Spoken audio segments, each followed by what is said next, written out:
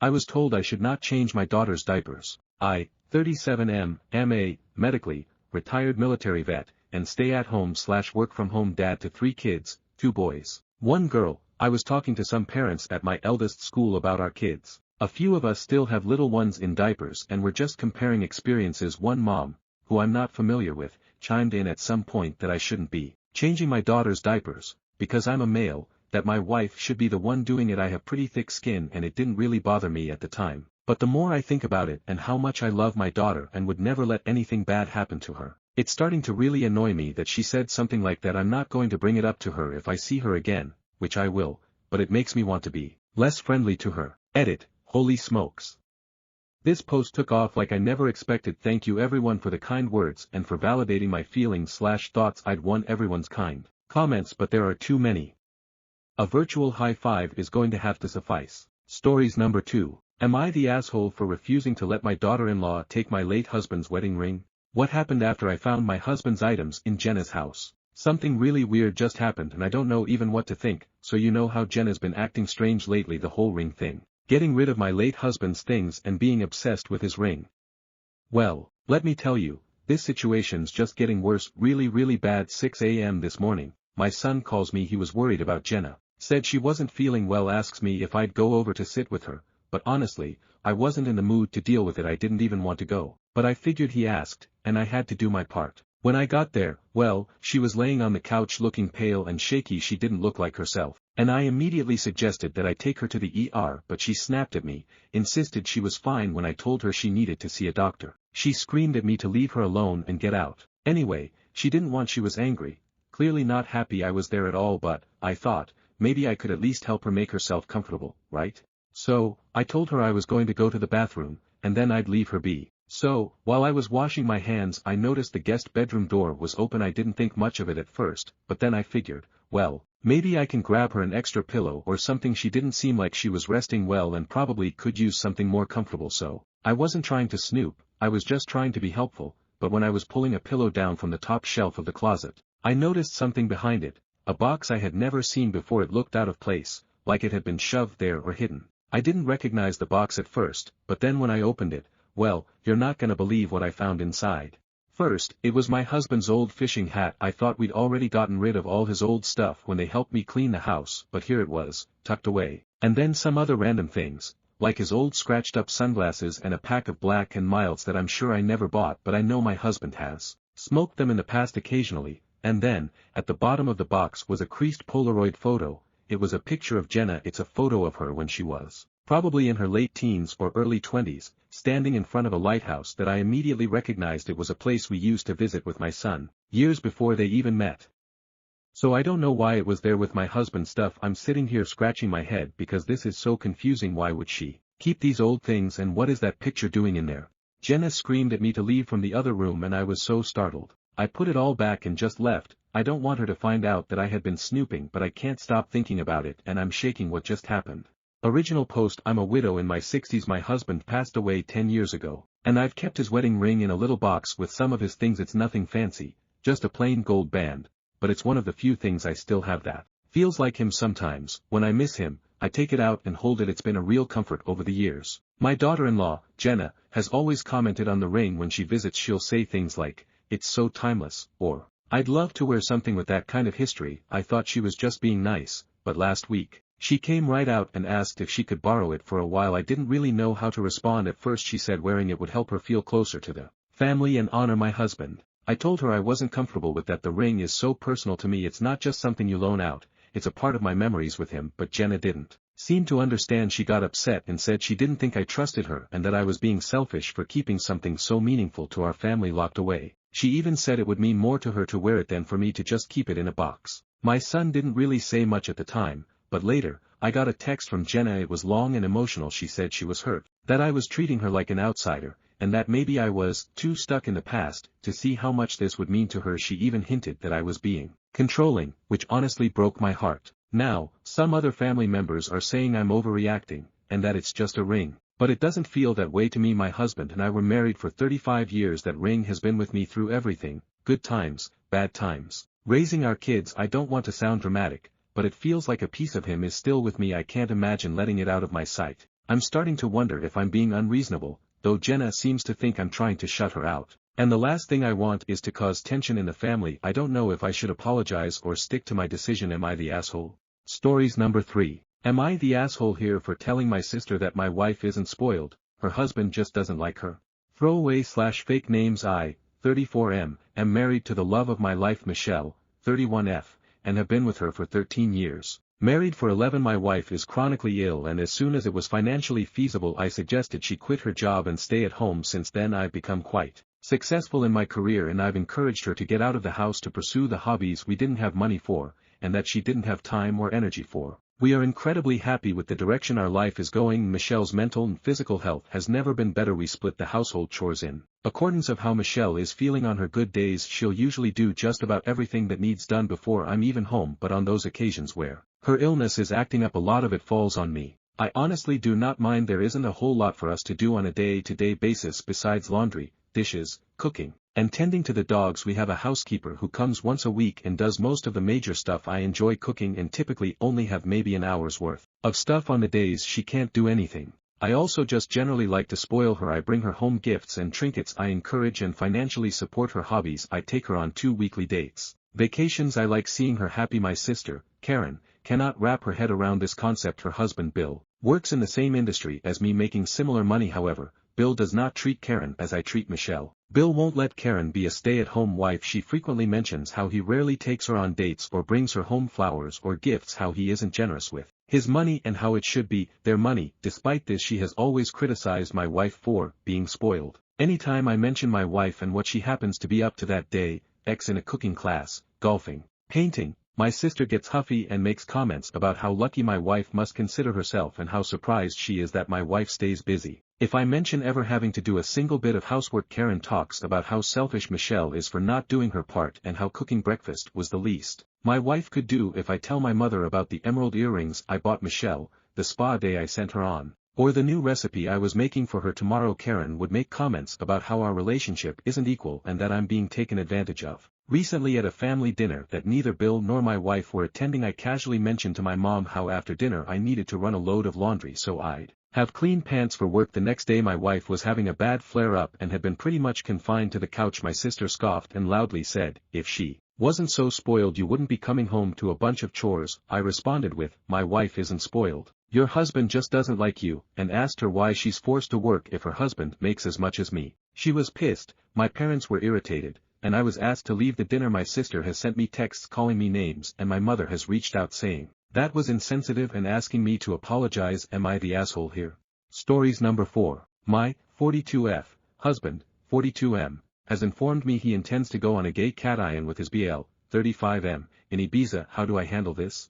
Hi there, I really wish I didn't have to make this post, but here goes. So me and my husband have been happily married for about 16 years, give or take. We both have stable careers, good family life, and are fairly fortunate despite the cost of living racking the UK right now. We have 2 boys, 15 and 10, and up until this Sunday thought we had it pretty good. We argue sometimes of course, but never gotten too bad, and we have a pretty decent sex life with some exploration, but I won't get into that. Long and short is, on Sunday, just after I dropped our boys off at their friends, my husband asked me if we had the house alone and, more importantly, do I have a minute? I said yes, and he sat me down, then got out this printed poster for some sort of orgy and started explaining to me the concept of a gay cat-iron, how it's where straight men go to somewhere with sun, sand and booze and become gay for the duration of the trip. But that's fine because it doesn't actually count, because what happens on the gay cat-iron stays on the gay cat-iron. I was just completely silent and mortified, even more so when he said he was looking into booking a trip to Ibiza next year with his BIL, his sister's husband, to experience it for himself. When he finally let me speak, I just said, I need him to be clear with me, is he gay? Because if yes, that's okay, but we need to figure out what happens going forward. I didn't let myself get angry or upset. I was just stunned. He swore up and down how he's not gay and he's 100% attracted to women and of course still loves me and our boys. So I said, well, do you think you're bi maybe? And he got very defensive, saying how I need to drop the accusations and that this is the beauty of the gay cat-iron. It allows straight men to experience gayness without actually being gay, and how it's like going to an aquarium.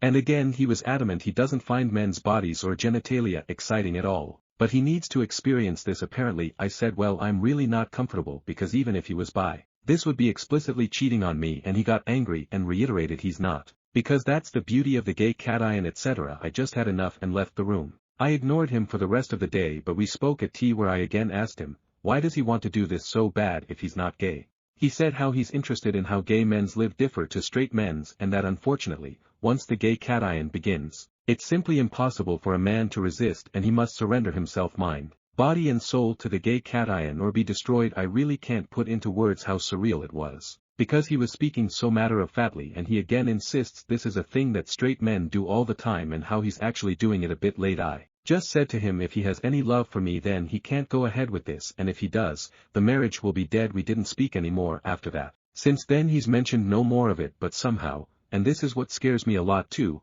that decision genuinely seems to be tearing him up. He didn't go into work on Monday, and only went in half a day yesterday, because he told them he just felt too ill and he just looks distraught every time I see him. I really don't think he's wholly gay, though I can absolutely believe he's bi, but I'd rather we talked about that in a healthy way rather than this incredibly weird denialism around going on a sex holiday to Ibiza. Has anyone known straight guys to do this and come back and just go back to being straight? Like surely that can't be a thing that happens. I'm so out of my depth here and I just don't know how to even initiate the conversation. For the record, I also haven't mentioned it to his sister yet. I don't know how I'd even break it to her. Thanks for any help. I just don't even want to think so. Being able to get this out there has helped even just a little bit. Edit. Wow, this blew up. This has been incredibly sobering and I think I've now confirmed what I already knew to be the case. The marriage is dead. One way or another. In a way I was in denial myself about that. I have contacted my SIL and she initially screamed at me, calling me a liar and even insinuated I was trying to steal her husband. She rang me back shortly after, apologized and admitted she was in deep shock. I have asked my parents to look after the boys and we're going to meet tomorrow to discuss this deeper. I have also texted my husband and told him he will need to make alternative accommodation arrangements, but he will not be sleeping here tonight and a bag will be waiting for him. Not sure if the mods want to lock the post or not, but I think I've got my answers. Thank you for all the kind words, especially Champion Flight, who really gave me the good dose of reality I needed. P.S. I see a lot of people asking about the aquarium, and at risk of doxing myself, there is a pretty famous aquarium in the UK called the Deep. At the very end you walk through a tunnel that goes underneath the main fish tank, so it's quite immersive, I suppose. My husband explained the aquarium thing in that it's a bit like that. You go there and you observe the fishes. You even get a bit up close, but you never actually enter the water,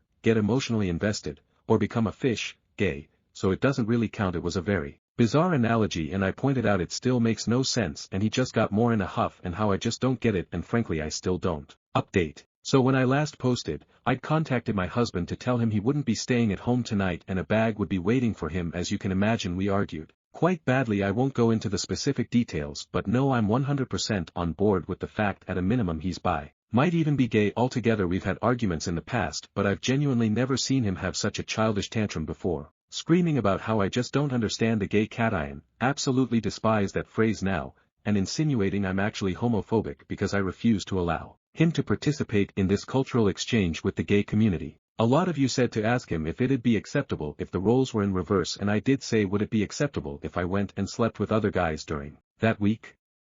Like fucking clockwork, he was very angry and offended, saying it's completely different because a gay cation means nothing and what happens on the gay cation stays on the gay cation etc. So doesn't actually count, whereas I'd just be straight up cheating. Well, I turned it around on him. No, but you see what happens in Manchester stays in Manchester. It doesn't mean anything. It doesn't count. It's like bird watching, and I think it got through to him. He went all quiet and then started crying, admitting the thought of me sleeping with another man is destroying his heart, but relationships need sacrifices, so agreed, while in tears, that when he goes on the gay cation, I'll get 1 week in Manchester to do whatever I want. He doesn't want me to, but that's fair in a twisted way, he supposed. I told him to get out of my house. Thankfully he left without a fight. I know it's incredibly petty, but I also drained the joint bank account, legal in the UK, so he couldn't try to use it against me. About an hour later, I got rang up by his mum, my MIL, who just screamed and screamed at me about being a cheating WH*re, how I was horrible, what about the kids, etc. When I finally got my composure back, I just said, ask your son about the gay cation. Obviously at first she got angry, but I said no, just ask him about the gay cation, he'll explain. But she called me a fucking joke and hung up later on. Getting into the evening, got another phone call from her in floods of tears. She was very apologetic and I told her she doesn't need to be the one to apologize. She was so upset she put Fael on the phone, who, while he sounded calm, I could just sort of tell he was on the warpath. Again, very apologetic, and said he overheard that phrase. Asked my husband, and husband initially said no, it's nothing, before explaining how it's a modern thing men to do, etc. And gave them the same spiel about how what happens on the gay cation, men cannot resist the gay cation, how a man must surrender to the gay cation, etc. Phil just said they told him to leave or they'd call the police. Don't care where he goes, but he wasn't staying there. Husband tried to call me while I was on the phone, but I just ignored it, and Phil just said he was so sorry for me and they have my corner in this, so that's one thing, told them to be there for their daughter because it sounds like Bil is involved. Husband didn't tell them that, and Phil just said he had to go because he was so angry. Got a text from my husband after the phone call which was all weirdly rambly, saying about how I'd abused the gay cation to destroy his marriage and destroy his life, and again insinuated I, and his parents, was homophobic for doing such a thing. Told him we'll talk when he grows up and blocked his number. I took a day off work myself to have the locks changed this morning, so that's a £500 gone. But whatever, at least I know he won't be coming back. I'm going to look into how to proceed with a divorce and then we'll move from there. Oh, of course, there's also the brother-in-law, so I haven't yet met with Sil. She was in such a state and has taken this far worse than I have, for reasons that'll be clear soon. We're going to maybe try tomorrow, but we did talk over the phone and I eavesdropped on the conversation with her husband where she put her phone on speaker and I went on mute. Her husband got home earlier, she made him come home, told him there was an emergency, and just said to him, "Can you please explain what a gay cation is?" She told me afterwards she was praying he'd look confused or just be like, "What?" or anything like that. But instead he just sat her down and explained that a gay cation is a new thing where straight men go to gay hotspots and participate in gay sex acts, but it doesn't count because there's no investment, and because what happens on the gay cation stays on the gay cation. He said it's like writing down angry thoughts and putting them in a drawer, you never have to see them again. Whole time, Sil is in tears as he just calmly bats off the same points my husband did about how it doesn't count, and he even did the whole "it's impossible to resist, you must surrender or be destroyed" shit. I seriously think they must be speaking to a dominatrix or something. Are there even male domes? Because surely neither of them are that into this to actually make that up on their own.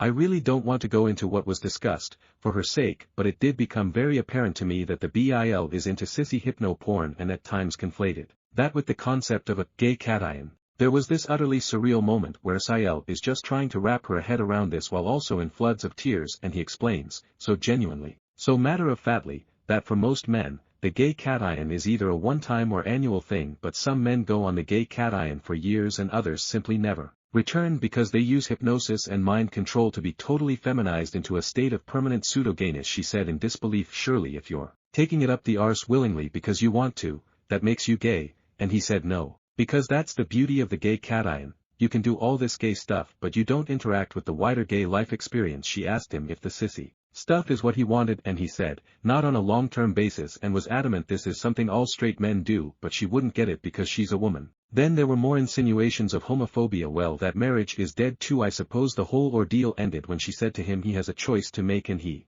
said, no, he doesn't need to make this choice because the beauty of the gay cation is that it allows him to keep his marriage because it doesn't count. She said, that's not the choice is whether he's leaving the house that night or she is. Only good thing he did was leave me, and Sil spoke about it after that, and I'm just still utterly stunned. I understand she's gone to her parents for the support. What exactly did we do to have our lives destroyed in such an abrupt, bizarre, embarrassing way? For some advice, I'm going to look at devices and bank statements to see if I can find any definitive proof of cheating. After that, I suppose figure out how I tell the boys why their father won't be coming home. Edit, spoke to other Sil, my husband's family is older sister, him, younger sister / original Sil, and gave her a skimmed down version of it. She asked her husband, and thankfully he was deeply confused, but then mentioned about 2 years ago at a birthday party, he was approached by my husband and Bil about signing up to some online bootcamp around BDSM crossdressing. He assumed they were taking the piss out of him, so told them to fuck off and never really thought of it again. The fact that this has been going on for that long is making me want to throw up.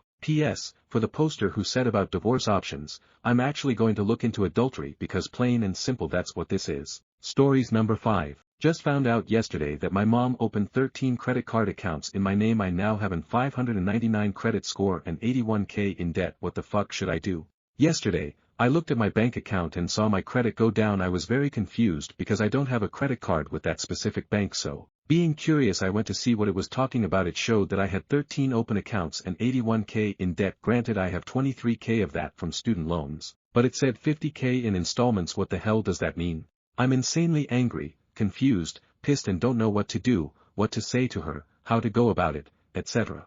I don't want her to go to jail for the sake of my younger brother's dependence on her, but what she did to me is beyond fucked up. What would y'all do? I need advice. Edit, you guys. I wasn't expecting so many people to comment. I can't get back to everyone, but I appreciate everyone feedback, concerns and advice. I see it all. Sending everyone hugs. Thank you all. Stories number 6. Am I the asshole for threatening to call the police against my MIL after she took my kids without permission? I, 34F, have always had a tough relationship with my MIL, 60F. She's been pushing us to send our kids, 7F and 10M, to her house more often ever since her divorce. But my husband, 37M, and I aren't comfortable with it. She has a lot of boyfriends coming and going, and while that's her business, I don't want my kids around strangers. My son even mentioned once that he didn't feel comfortable around one of her boyfriends, and that was enough for me to draw a line. My husband agreed, so we've stuck to the rule. If she wants to see the kids, she can either come to our place or we can meet somewhere else. She doesn't like this and has complained plenty, but we've been firm about it. This weekend, though, things blew up. She offered to watch the kids while my husband and I ran errands, which we thought was her way of trying to make peace. She came over, and everything seemed fine when we left, but when we got home, she and the kids were gone. I called her immediately, and she casually told me they were at her house. She said the kids missed her and were going to stay the night. I was furious. This was not what we agreed to. My husband tried to calm me down, saying it was fine and that we could relax for the evening. I reminded him why we don't send the kids to her house, especially with her boyfriend around. My husband called her to ask if he was there, and she swore he wasn't, but I didn't trust her. We drove to her place, and guess what? Her boyfriend's car was parked outside. We knocked on the door and told her we decided we wanted to have dinner with the kids instead. We were polite to avoid making a scene, but she went off. She accused us of judging her for having a boyfriend and trying to control her life. I snapped and told her if she ever took my kids without permission again, I'd call the police. She started crying and yelling, and we left with the kids. Now my husband says he agrees with me that what she did was wrong, but he thinks I didn't need to yell or threaten her. I don't feel bad about it, though she crossed a major line, and I feel like I had to stand my ground. Stories number 7. Am I the asshole here for telling an American woman she wasn't German? I'm a German woman, as in, born and raised in Germany. I was traveling in another country and staying at a hostel, so there were people from a lot of countries. There was one woman from the US and we were all just talking about random stuff. We touched the topic of cars and someone mentioned that they were planning on buying a Porsche. The American woman tried to correct the guy, saying, you know, that's wrong. It's actually pronounced completely wrong way to pronounce it. I just chuckled and said no, actually said it right. She just snapped and said no, I'm German, okay? I know how it's pronounced. I switched to German. I have a very natural New York accent, so maybe she hadn't noticed I was German, and told her, you know, that's not how it's pronounced. She couldn't reply and said what? I repeated in English, and I said I thought you said you were German. She said I'm German but I don't speak the language. I asked if she was actually German or if her great-great-great-grandparents were German, and she said it was the latter, so I told her I don't think that counts as German, sorry, and he pronounced Porsche correctly. She snapped and said I was being an elitist and that she was as German as I am. I didn't want to take things further, so I just said okay and interacted with other people. Later on I heard from another guy that she was telling others I was an asshole for correcting her and that I was a damn Nazi trying to determine who's German or not. Why did she react so heavily? Was it actually so offensive to tell her she was wrong?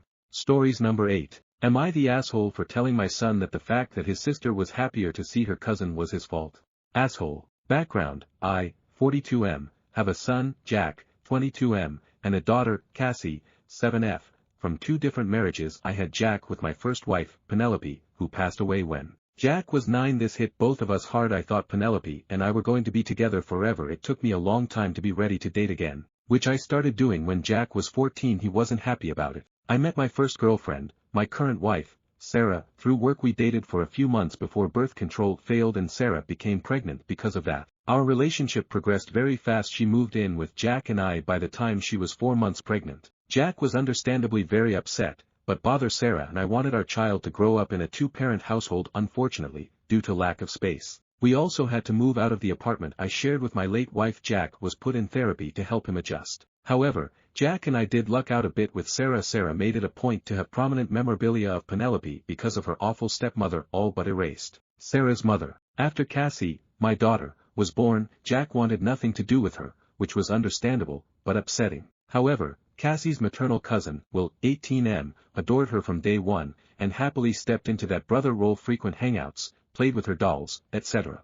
He even has a matching, I think, Hello Kitty necklace with her, and uses it as his good luck charm for his sport. This was the first year both Jack and Will left for college. Jack messed around during high school and had crappy grades and no scholarships while I would be able to pay. I refused to pay $50K/year for him to screw around, so he went to community college for 2 years and this year transferred to a good school. Will was an A student as well as an excellent athlete, and got an almost full ride to a faraway school. Thankfully, both boys were able to come home for Thanksgiving. Jack came home first. She greeted him without much fanfare, but was still happy he was home. This was very different from how she greeted Will. She waited at my SIL's house for him, made a huge glittery sign, and started bawling her eyes out when she saw him. My sister-in-law posted the video of them reuniting on Facebook, and Jack saw the video and was very upset at the difference in Cassie's welcome home enthusiasm after listening to this for the 5th time. I snapped at him and told him these were the consequences of his actions, i.e. doing nothing to make a bond with his sister for the past 7 years. He got pissed and stormed off to his room. Since then my former in-laws have been ringing my phone off the hook, yelling at me and demanding I reprimand my daughter for her lack of enthusiasm at his return. Cassie doesn't know why, but she can tell her brother is upset at her and it is affecting her. Will is pissed that Jack is making Cassie upset. I don't know what to do. Stories number 9. Am I the asshole for kicking my coworker out of the car after he littered? My coworker asked for a ride home today because of the snowstorm and Ubers were charging a ridiculous amount. I said sure, no problem. While I was driving he opened the window and I asked why. He said, I'm just gonna toss my coffee cup. I said absolutely not and enabled the child lock. He got pussy and said, relax, everyone does it, it's no big deal. I warned him that if he littered from my car, I'm going to kick him out. He didn't heed my warning and opened the door at a red light and just tossed his coffee cup. So I turned to the nearest parking lot and told him to go back and pick his garbage up or I'm not dropping him off. We were still 15 miles away from his house and it was 20 degrees out. He only had a light jacket and a hoodie on. He refused and told me that I'm being overly dramatic. I told him to get out of my car. He refused. So I straight up told him that I'll call the cops and report him to management the next day if he doesn't leave my car. Only when I was with 911 did he leave my car. He told me that he'll pick up the litter, and I told him that it's too late and drove off. He kept calling and texting me, so I had to block his number. Am I the asshole? He probably paid $80 to $100 for an Uber. Stories number 10. Am I the asshole here for exposing my boyfriend's friend after he repeatedly tried to sleep with me? This is a bit messy, but here it goes. Before I started dating my boyfriend, his friend, let's call him Jake, asked me out. I declined because I wasn't interested. And later, I got into a relationship with my now boyfriend. I didn't know they were friends at the time. When Jake found out I was dating his friend, he started becoming very intentional about wanting to sleep with me. He would flirt, make inappropriate comments, and even tried to convince me that it would be our secret. I shut him down every time, but he wouldn't stop. It got to a point where I felt uncomfortable, so I told my boyfriend about it. I also decided to inform Jake's girlfriend, let's call her Anna, because I felt she deserved to know. I even showed her proof of his messages. After everything came out, my boyfriend cut Jake off, and Anna broke up with him now. Some mutual friends think I caused unnecessary drama and ruined Jake's life. They argue that I should have kept it between Jake and me instead of telling Anna. So, am I the asshole here for exposing him and causing these consequences?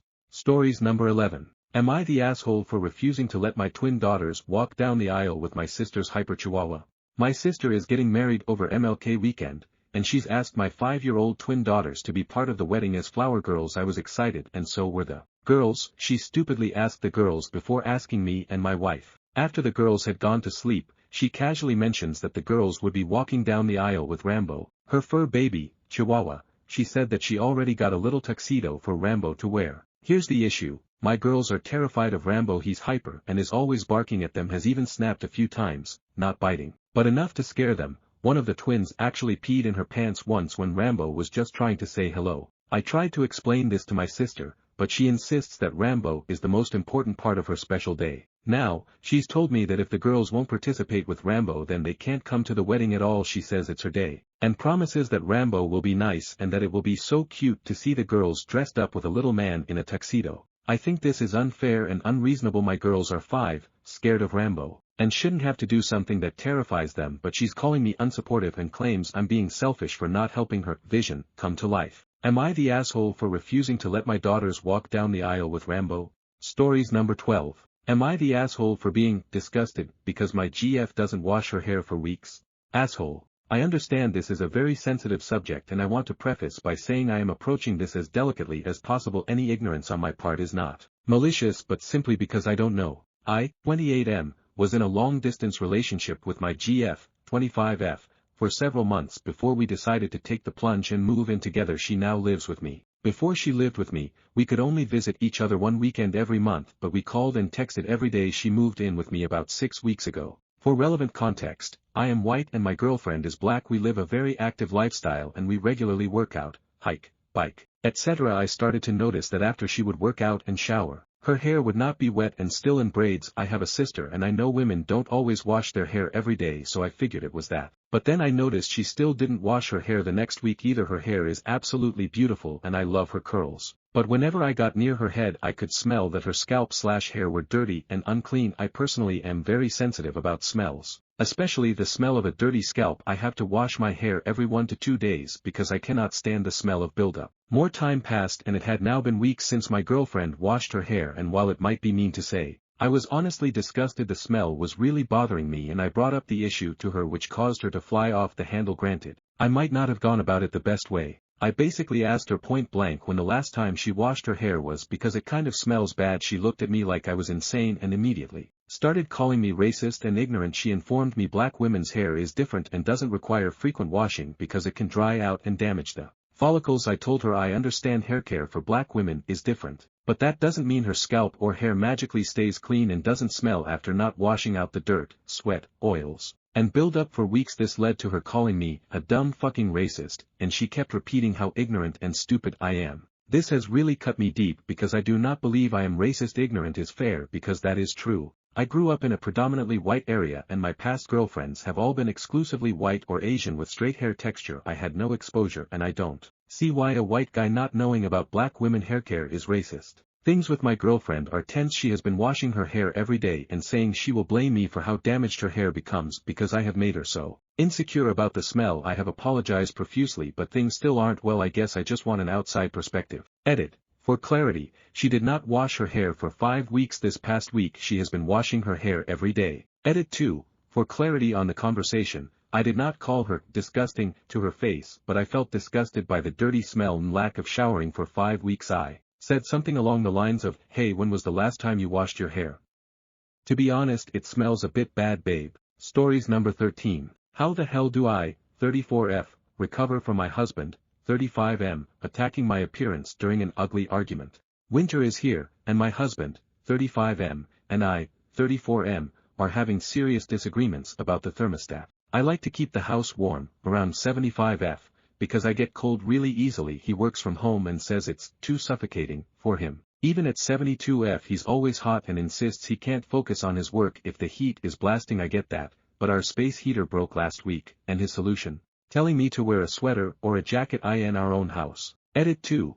I know 75F sounds insane to some, but our heating system is very inefficient and our bedroom especially, where I spend most of my time nursing our baby, doesn't heat up at all. So when I say 75F, I really mean 69-70F. I know I should have bought a space heater, but I had asked my husband to buy it for me because I've got a lot on my plate. I am tired all the time, and any time I am not breastfeeding I literally feel like fainting. He has been putting it off for some time now and makes lame excuses like we ran out of Prime or we should add more to the cart to qualify for free shipping. I'll order it right away. I don't need him for this. He was also supposed to get our heating systems checked before winter fell, but clearly he didn't do that. Edit. The reason why I don't want to wear a sweater is because I am breastfeeding my baby and it would just make things tough. Plus I am always leaking and it gets really messy. I prefer wearing a vest or just go topless, with a light robe, around my house. I refused because, honestly, I should be comfortable in my own home. I asked him to open windows. We've been going back and forth for over a week now. Every time I turn up the thermostat, he turns it back down. Yesterday, things escalated. I walked into the living room to find that he'd put a digital lock on the thermostat. I couldn't believe he'd gone that far without even talking to me first. When I confronted him, we got into a huge fight. I told him he was being selfish and controlling, and that I'm tired of being cold all the time. He shot back that I just need to suck it up. Then he said something I can't get out of my head. He told me, fat bodies are supposed to keep warm better, so why are you always complaining about the cold? I felt my heart break. He chooses to attack self-esteem where it would hurt the most. Even though he knows how conscious I am of my weight. FYI, I had our daughter just a few months ago and haven't really bounced back. I was never really odalisque but was okay looking. I feel huge because I am huge. I have confided in him and he has always reassured me and comforted me, only to turn it back on me and be extra cruel. It was honestly so unnecessarily cruel. I was so hurt over his comment I asked him why did he say something like that to his wife, but I wasn't prepared for what he said next. You'd be a lot easier to swallow if you were at least physically attractive, but when you're ugly inside and outside, I don't even want to be gentle with you. Feel free to take this personally. I think he crossed a major line with that comment, but was I being too sensitive? I've been crying thinking about this. I feel devastated. Stories number 14. Am I the asshole here for going to eat at a hospital cafeteria roughly once a week? My sister and family are telling me it's wrong. Okay, hear me out. I work just a few blocks away from a hospital, and get there pretty quickly by bicycle. Their cafeteria is quaint with good prices, so usually once a week or so, I'll go there for lunch. The food isn't what I would call amazing, but they have nice variety from time to time. The staff even recognize me, and are always pleasant. They don't mind that I'm just there for lunch, and it's far quieter eating there than at any local restaurant. I'm on the spectrum, and don't like loud noises, so the quiet lunches in this place are a godsend for me some days. Recently my sister found out I've been eating at the hospital and went off on me over how hospital cafeterias are only supposed to be there for people who are at the hospital because they need to be. I retorted that I was giving them business, and it's not like I was taking food out of the mouths of patients, and I only went once a week, so what was the big deal? But she still insisted I was wrong. Then she got our parents involved, and they're siding with her. They are telling me I should only be eating at the hospital if I had an actual reason to be there. I told them they were all crazy, and it was just normal food that I was paying for. But now because neither they or I are backing down, I'm torn. Am I the asshole for going to eat lunch in a hospital cafeteria once a week just because I work nearby? Edit. Thank you for all the comments. I will make this a hill to sit on if I have to now. My sister got mad at me for regularly eating in a hospital cafeteria, and got our parents on her side. The rest of the family laid into them for it, so my sister decided to prank me as revenge by literally having my bike stolen and dumped. I nearly called the cops. I really apologize for the length of this post, but writing down all the details took way longer than I thought, and this situation was downright crazy. I never thought my sister would do something like this. Not too long ago I, 23M, posted in r/am I the asshole here for advice because my parents and sister were angry at me for regularly eating in a hospital cafeteria because it's close to my work. I enjoy the peace and quiet there on the days I do show up to eat, but this situation escalated so radically that I can't believe something so dumb actually happened. My sister did the pettiest thing she's ever done to me, and for completely undeserved reasons too. When my sister found out I was eating at the hospital cafeteria, she went off on me over how that food is just for people who are at the hospital because they need to be. We ended up in a big argument about it, in which I told her it wasn't like I was taking food from the mouths of patients. Then she went to our parents to get them on her side like always, and they immediately sided with her. Just like I thought they would. They backed her up on how the hospital cafeteria was not a place to go eating casually, and we had a big argument. They spent days hounding me and telling me I was wrong, and demanding I stop. So I went to Reddit, and here I learned that not only was I not doing anything wrong, but it's a very common thing for people to go eat at hospital cafeterias just because they like it. I hoped the situation would just fade away, but a few days later, my sister called me asking if I had stopped eating at the hospital. I said no, and then it started all over again. My parents then called me fuming and acting like I was supposed to stop going because they said so. I reminded them that I don't live under their roof anymore, and this is exactly the kind of reason why I moved out. They take my sister's side in almost everything. They huffed and puffed about it. This time the fight didn't stay at home, though other relatives found out because my sister tried to broaden her support. She was so dead set on enforcing her will upon me that she went looking for help from other relatives, but our parents were the only ones on her side, and my uncle personally admonished my parents and her over the phone for it. Once I told him what actually happened, he told them they were only siding with my sister because she's their favorite and they're terrible parents for ever playing favorites to begin with. Then cousin went to eat with me at that hospital cafeteria, and said he'd like to go there once a week too, as he also works nearby and bicycles everywhere. We've run into each other at lunch there once already. Since then he was actually rather pleased to find out the food was made healthier than most other places. He's a bit of a picky eater, so this place is kinda like his new lunch hangout. And my sister got even angrier after finding out there were other people in the family eating at the hospital now too. Once outed, my parents backed down due to embarrassment. They apologized to me, and gave me some malarkey that they honestly thought eating at a hospital was weird, and that they felt like they just needed to defend my sister. I told them they'd been placating my sister for so long that it's all they do whenever she starts something with anyone. She's been treating me like a condescending control freak and a bully since we were teenagers, even though I'm older, and they just kept enabling that. But I won't put up with it anymore. My parents ended up conceding and apologized. Then they made my sister apologize to me too, and I could tell she hated every second of it, because she tried to speak through her teeth at first. Later on my parents invited me to dinner as another form of apology, but it felt more like a show to look good to the rest of the family, because they told everyone about it before it even happened. The dinner was great. I can't deny my parents had cooked a turkey, arguable one of my favorite things to eat. I love the drumsticks slathered with gravy. Yeah, I'm kinda a pig when I eat them, but I can't help it. My sister always thought it hilarious and was one of the few things I didn't mind her laughing about, so I thought nothing of why she was so giggly at dinner. Later, after the family dinner, I noticed that my bike was missing. I'd parked it in the backyard out of sight, but it was just gone. I freaked out because it's my only mode of transportation. My parents did panic a bit with me, but my sister seemed just the opposite. She actually looked happy and was still giggling. I immediately suspected her, and she played innocent. She even gave the "I can't believe you'd think I'd do something like that" line. I already knew she's extremely petty, but this was a whole new level of it for her, so I said that I was gonna go over to the neighbor because I know they have cameras, and they'd have seen what happened, and then I'd call the cops. My sister suddenly looked panicked, and I got mad and said I knew it was her and demanded my bike back. She started crying and saying she didn't do anything, and our parents were immediately taking her side while scolding me for daring to accuse her. So I had enough and said I was going to the neighbors to ask to check their cameras, and then I'd be calling police. My sister finally fessed up and called me to come back. The looks on our parents' faces after they just defended her were priceless. My sister said she was just so angry at me for having made her apologize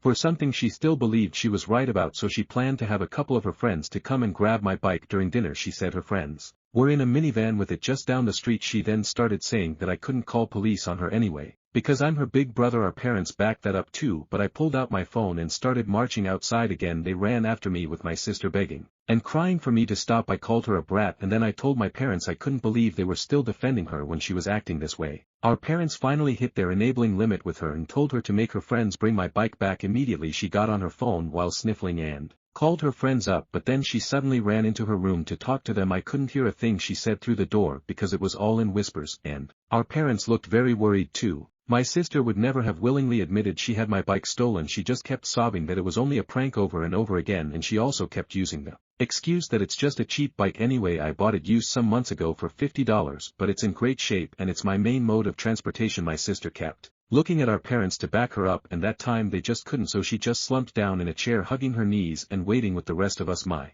sister looked increasingly freaked out the longer her friends took to bring my bike back, and was repeatedly texting them, even though my sister said her friends were just down the street. It took them roughly an hour to bring my bike back. They finally pulled up in the minivan with my bike shoved in the back, and it was completely soaked and all muddy, like it had just been pulled out of a wet muddy ditch. The bike is a 700C, so it's too tall for either of them to ride, so they just drove right up and stole the bike by dragging it into the van as fast as they could before taking off. I say they stole it because I was almost certain in the moment my sister had told them to dispose of my bike. Had I not pointed out the neighbors have cameras, I may not have gotten it back. When her friends did finally arrive, their legs were all muddy and wet nearly up to their knees. They both begged me not report them to police for taking the bike. I asked while recording them to tell me the truth, and pointed out the neighbors have cameras. Did my sister want them to get rid of my bike?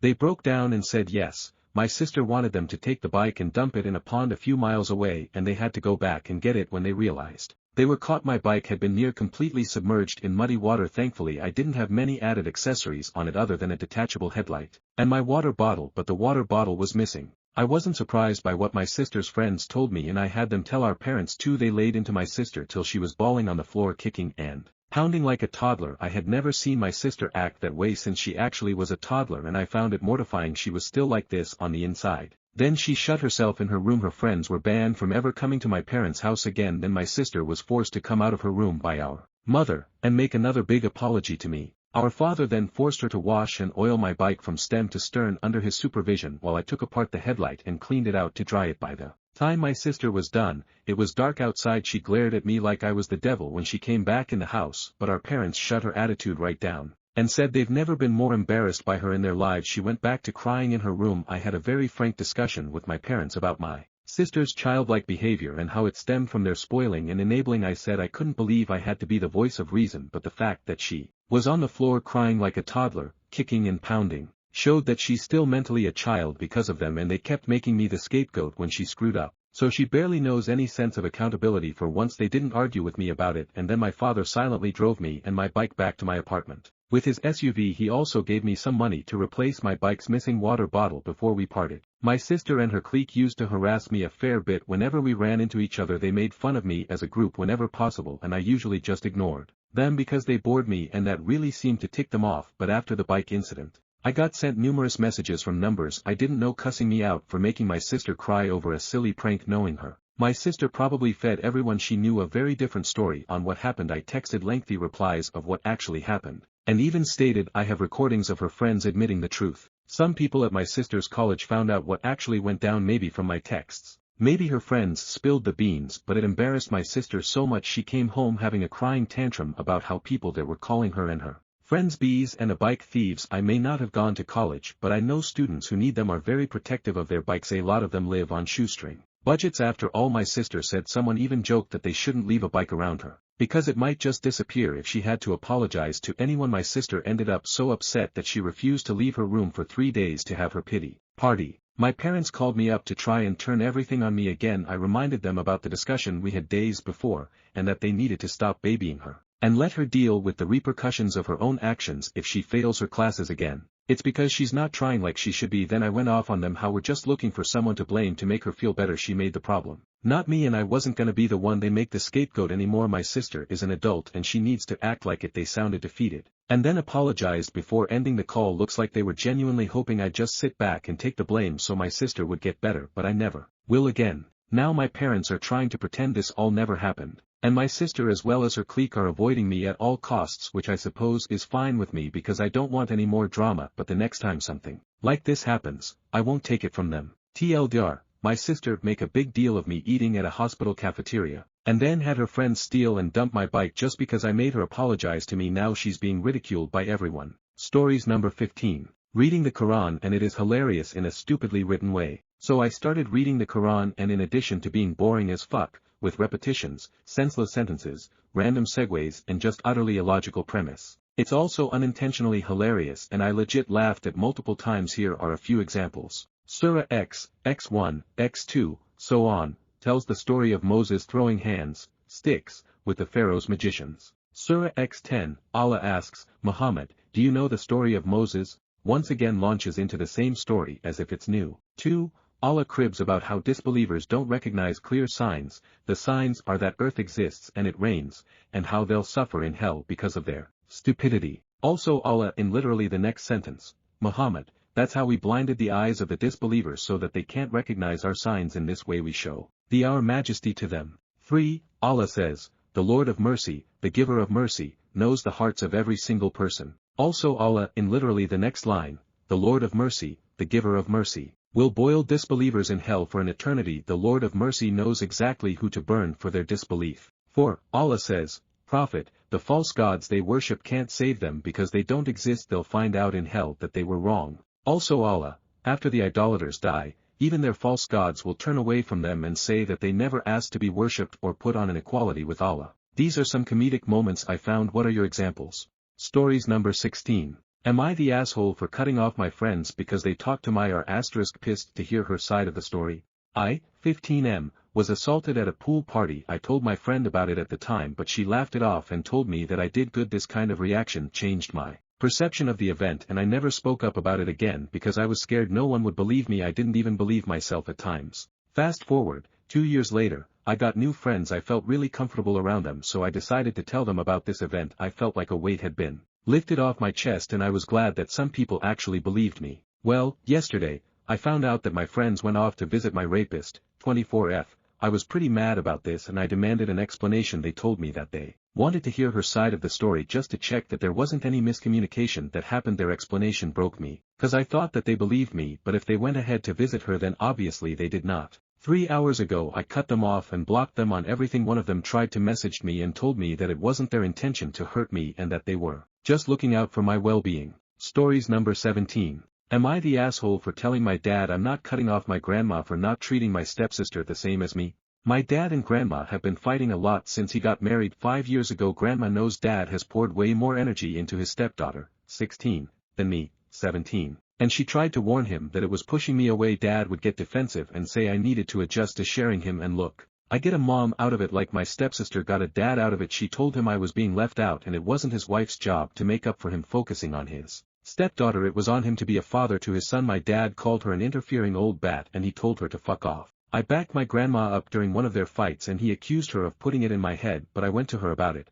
not the other way around. So in retaliation my grandma has spoiled me and showered me with love and affection and doesn't do anything for my stepsister. This made my dad and his wife super fucking mad. They said we should be treated equally or neither gets anything. My grandma wrote out what I got for Christmas the year before they got married, the year they got married and the year after they got married, and what my stepsister got. She showed them the disparity in what they got me versus her and showed she had previously treated us both the same with gifts and stuff but no more. My stepsister is upset and hurt because she has no grandparents and wanted my grandma to accept her. I should probably feel bad about that but I don't. She got my dad, so I'm glad grandma is loyal to me and not some new girl in our lives. It's not her fault but I don't consider her family. I wish she and her mom would go away again and I could have a good relationship with my dad again, but my dad is crazy about his wife and stepdaughter so it won't happen. I spend a lot of time with grandma because of everything. This annoys my dad. He said I should be loyal to my family and I told him I am. He said he meant my sister and the family we have at home. I told him I don't have a sister. I live with a random girl but she's not biologically his daughter or legally his. I told him I'm not going to let her get everything while I get nothing. He said I had a better life than her before their marriage, so can't I accept she needs extra, and I told him no. I said he'd picked her over me and I wouldn't forget it. Dad found out grandma got me a ton of stuff for Christmas and I told him I'm going to her house this year. He told me so I'm going to get showered in gifts and not cut off the woman who got her own granddaughter nothing for Christmas. I said I'm not cutting grandma off for a stepsister I didn't ask for and don't care about. I don't care if she doesn't treat us the same because at least someone is picking me over her. I told him this all goes back to him tossing me aside the very first chance he got and prioritizing his stepkid. He told me he was disappointed in my lack of empathy and I told him he disappointed me in his failings at being my dad, not his stepdaughter's dad, but mine. Stories number 18. Am I the asshole for telling my sister she's not allowed to bring her homemade food to Thanksgiving because her cooking is ruining the meal? Every year, our family does a big Thanksgiving dinner, and we all typically bring a dish or two. My sister, who's a lovely person in every other way, insists on cooking something homemade every time. The issue? She's not a great cook, and I don't mean just not great, I mean she has somehow managed to turn classic dishes into borderline inedible creations. For context, last Thanksgiving, she showed up with her special recipe, stuffing that was over-seasoned with random spices like cinnamon and cardamom. It was dry, and the flavors were confusing and totally off for stuffing. Only one person took a small bite, and the rest went untouched. Another year, she brought a green bean casserole that had some kind of strange, chewy texture. She later admitted she used coconut milk and almond flour to experiment. No one wanted seconds of that either. This year, I'm hosting Thanksgiving since I'm responsible for putting it all together. I wanted to keep the menu consistent so that people could actually enjoy a cohesive meal. I thought I'd avoid drama by asking her to bring non-food items instead, like wine, soda, or even some flowers. I explained to her, very kindly, I thought that I just wanted to make things easy and streamlined, and I'd handle the main dishes, but she didn't take it well. She got offended and told me I was being controlling and shutting her out of the family gathering. She then accused me of making her feel inadequate and said that Thanksgiving is about everyone contributing, not me deciding what's acceptable. I told her that everyone appreciates her effort, but that she could contribute in other ways and still be part of it. She doubled down and said she's bringing her famous green bean casserole whether I like it or not. Now, my mom and a couple of other family members have chimed in, saying I should just let her bring whatever she wants because it's Thanksgiving, and it's the thought that counts. They're acting like I'm committing some huge offense by wanting the food to be enjoyable for everyone and not have random experimental dishes that no one will eat. But I feel like I'm just trying to keep the meal enjoyable and, frankly, edible. I don't think it's wrong to want guests to actually enjoy the food, especially since I'm putting in a lot of effort to host. Am I really being unreasonable here? Update. Alright, well, things have escalated fast thanks to everyone who offered advice. I tried to compromise, but it's already turning into a whole thing, and Thanksgiving is still a few weeks away. After our last conversation, my sister was being pretty cagey about what she planned to make, so I reached out to my mom, hoping she could help smooth things over. Instead, she got defensive, saying I'm overthinking, and that it's just one dish. I told her I wasn't sure it was just one dish anymore, especially after hearing about my sister's grocery haul, including canned oysters and edible glitter. Then my mom let slip that my sister has been hard at work on some creative menu she's planning as her Thanksgiving surprise. Apparently, she's been telling the family group chat, which I wasn't included in, By the way, that I'm being controlling and that she wants to expand everyone's palate with something truly unique. To top it off, my cousin sent me a screenshot from the group chat where my sister said she's bringing not one but 3 dishes to Thanksgiving. Now she's calling them her Thanksgiving Trio Experience, complete with their own place settings and little menu cards she's designing. I'm officially panicking because I have no idea what she's planning to serve, and from what I've heard, it's not remotely traditional. At this point, half the family thinks I'm overreacting, while the other half is texting me with things like, is she really bringing glittered sweet potatoes? I feel stuck. If I try to control it anymore, I'm the bad guy, but if I don't, Thanksgiving might turn into a tasting event for my sister's avant-garde cooking. So yeah, Thanksgiving is weeks away, and it's already become a family spectacle. I don't know whether to brace myself or just preemptively order pizza. Update. Alright, so Thanksgiving is now just a little over 2 weeks away, and somehow, things have escalated even further than I thought possible. I thought maybe my sister's Thanksgiving Trio Experience would be the peak of the drama. Well, turns out I was wrong. Since the last update, my sister has become fully committed to making her dishes the main attraction. She's been dropping hints in the family group chat, which I'm still not included in, but shout out to my cousin for the screenshots, about how this Thanksgiving will be one to remember, and calling it her Thanksgiving debut. She's apparently been referring to herself as the Thanksgiving head chef, and has hinted that she's bringing some kind of culinary surprise centerpiece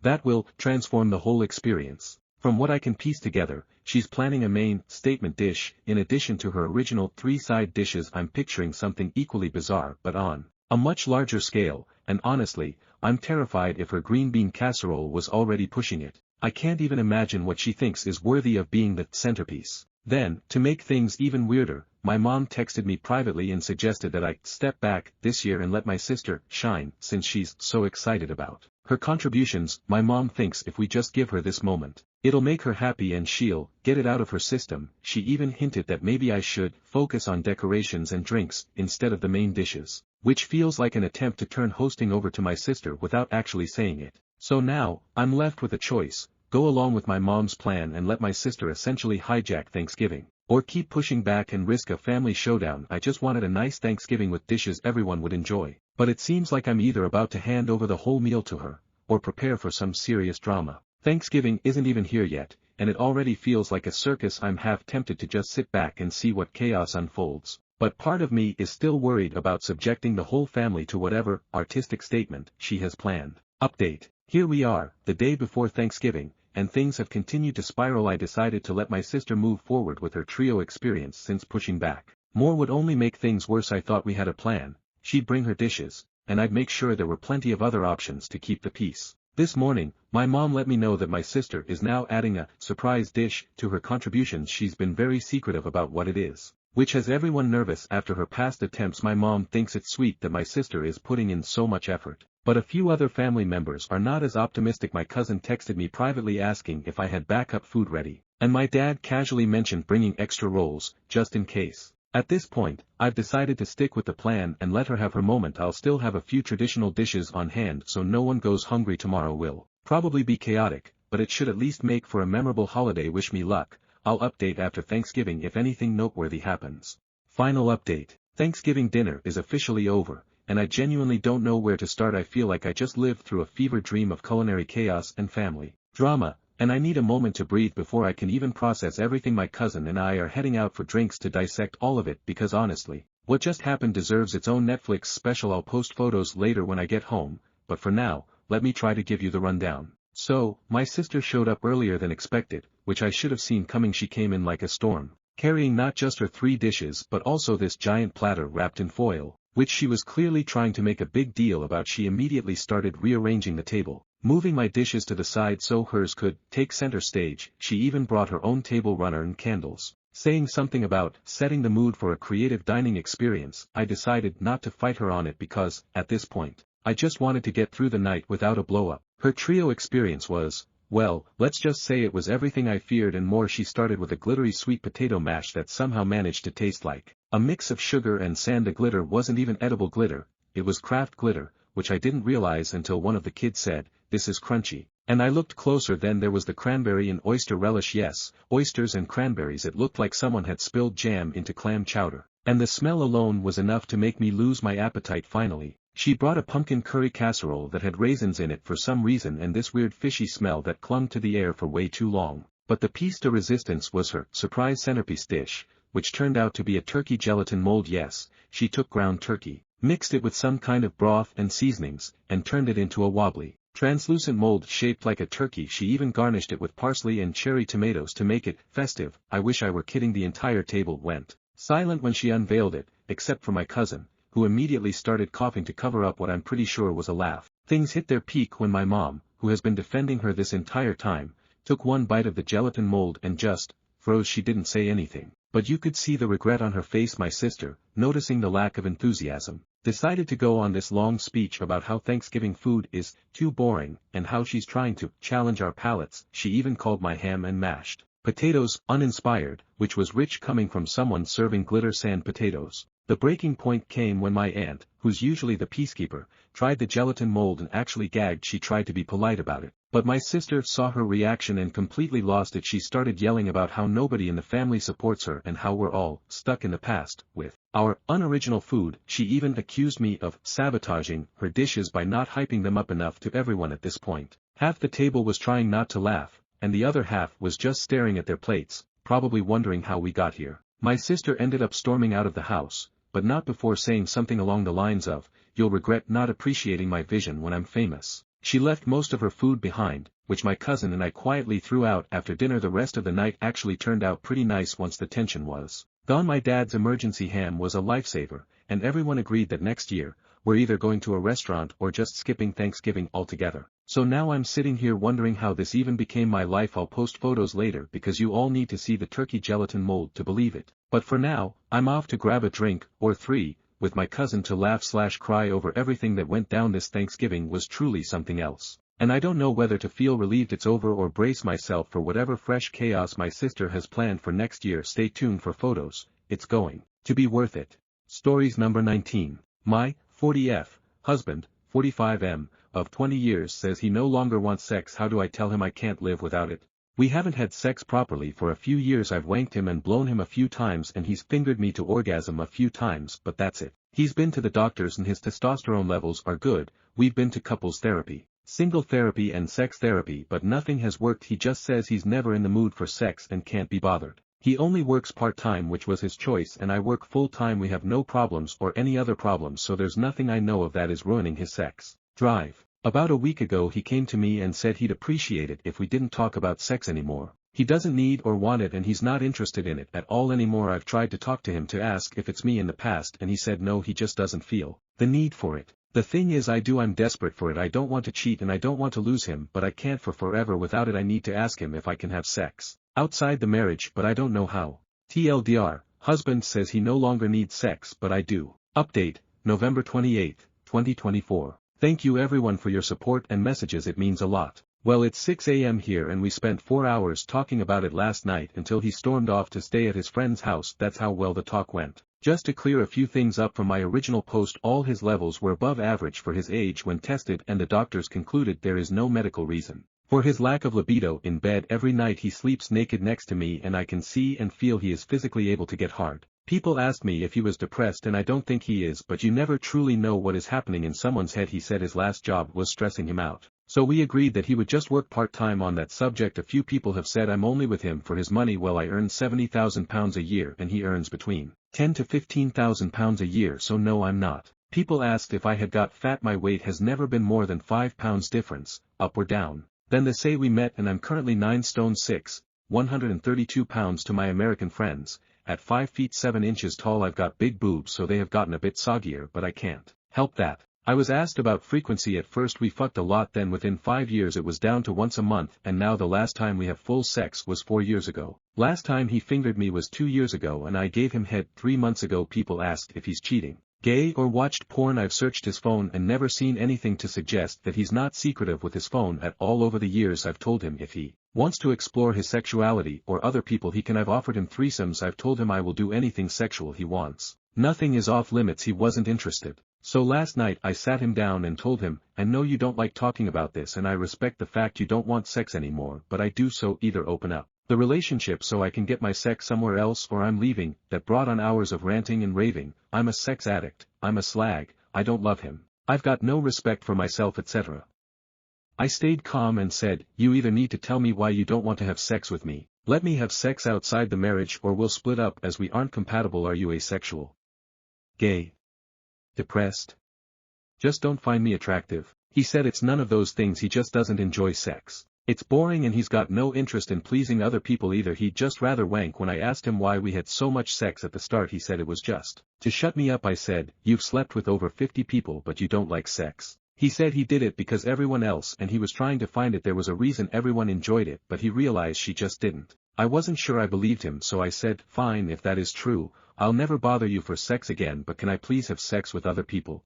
You can even choose them if you want to make you more comfortable, you can be in control of it all, just pick someone for me a couple of times a month, you can even watch if you want, or we can keep it completely separate and you'll never know anything. I won't tell you when I'm having sex or who with, I don't mind what the arrangement is as long as I can have sex. He just said, no fucking way, and stormed out the door to his friend's house. So that's where we are. He's obviously told his friends, as I've had messages from some of them saying I'm a slag and a cheater. I messaged my husband just now after he didn't answer the phone even though he's awake and said, you leaving and getting your friends to gang up on me tells me everything I need to know. I'll let you decide whether you want to stay in the house or not, but if you choose to stay I will only be paying for my half of the mortgage until it's sold, then you're on your own. I don't care what you tell people, I have all the proof of our problems over text message as you are a coward and that's how you communicate. Goodbye Daryl. It's heartbreaking but I can't carry on feeling disrespected, and the fact he has his friends insulting me and harassing me is too much. Feels like he's one step away from Peaky Blinders post on social media about how silent and strong he is. So that's where I am. No answers on the sex problem and there is no way I'm staying with after the name calling,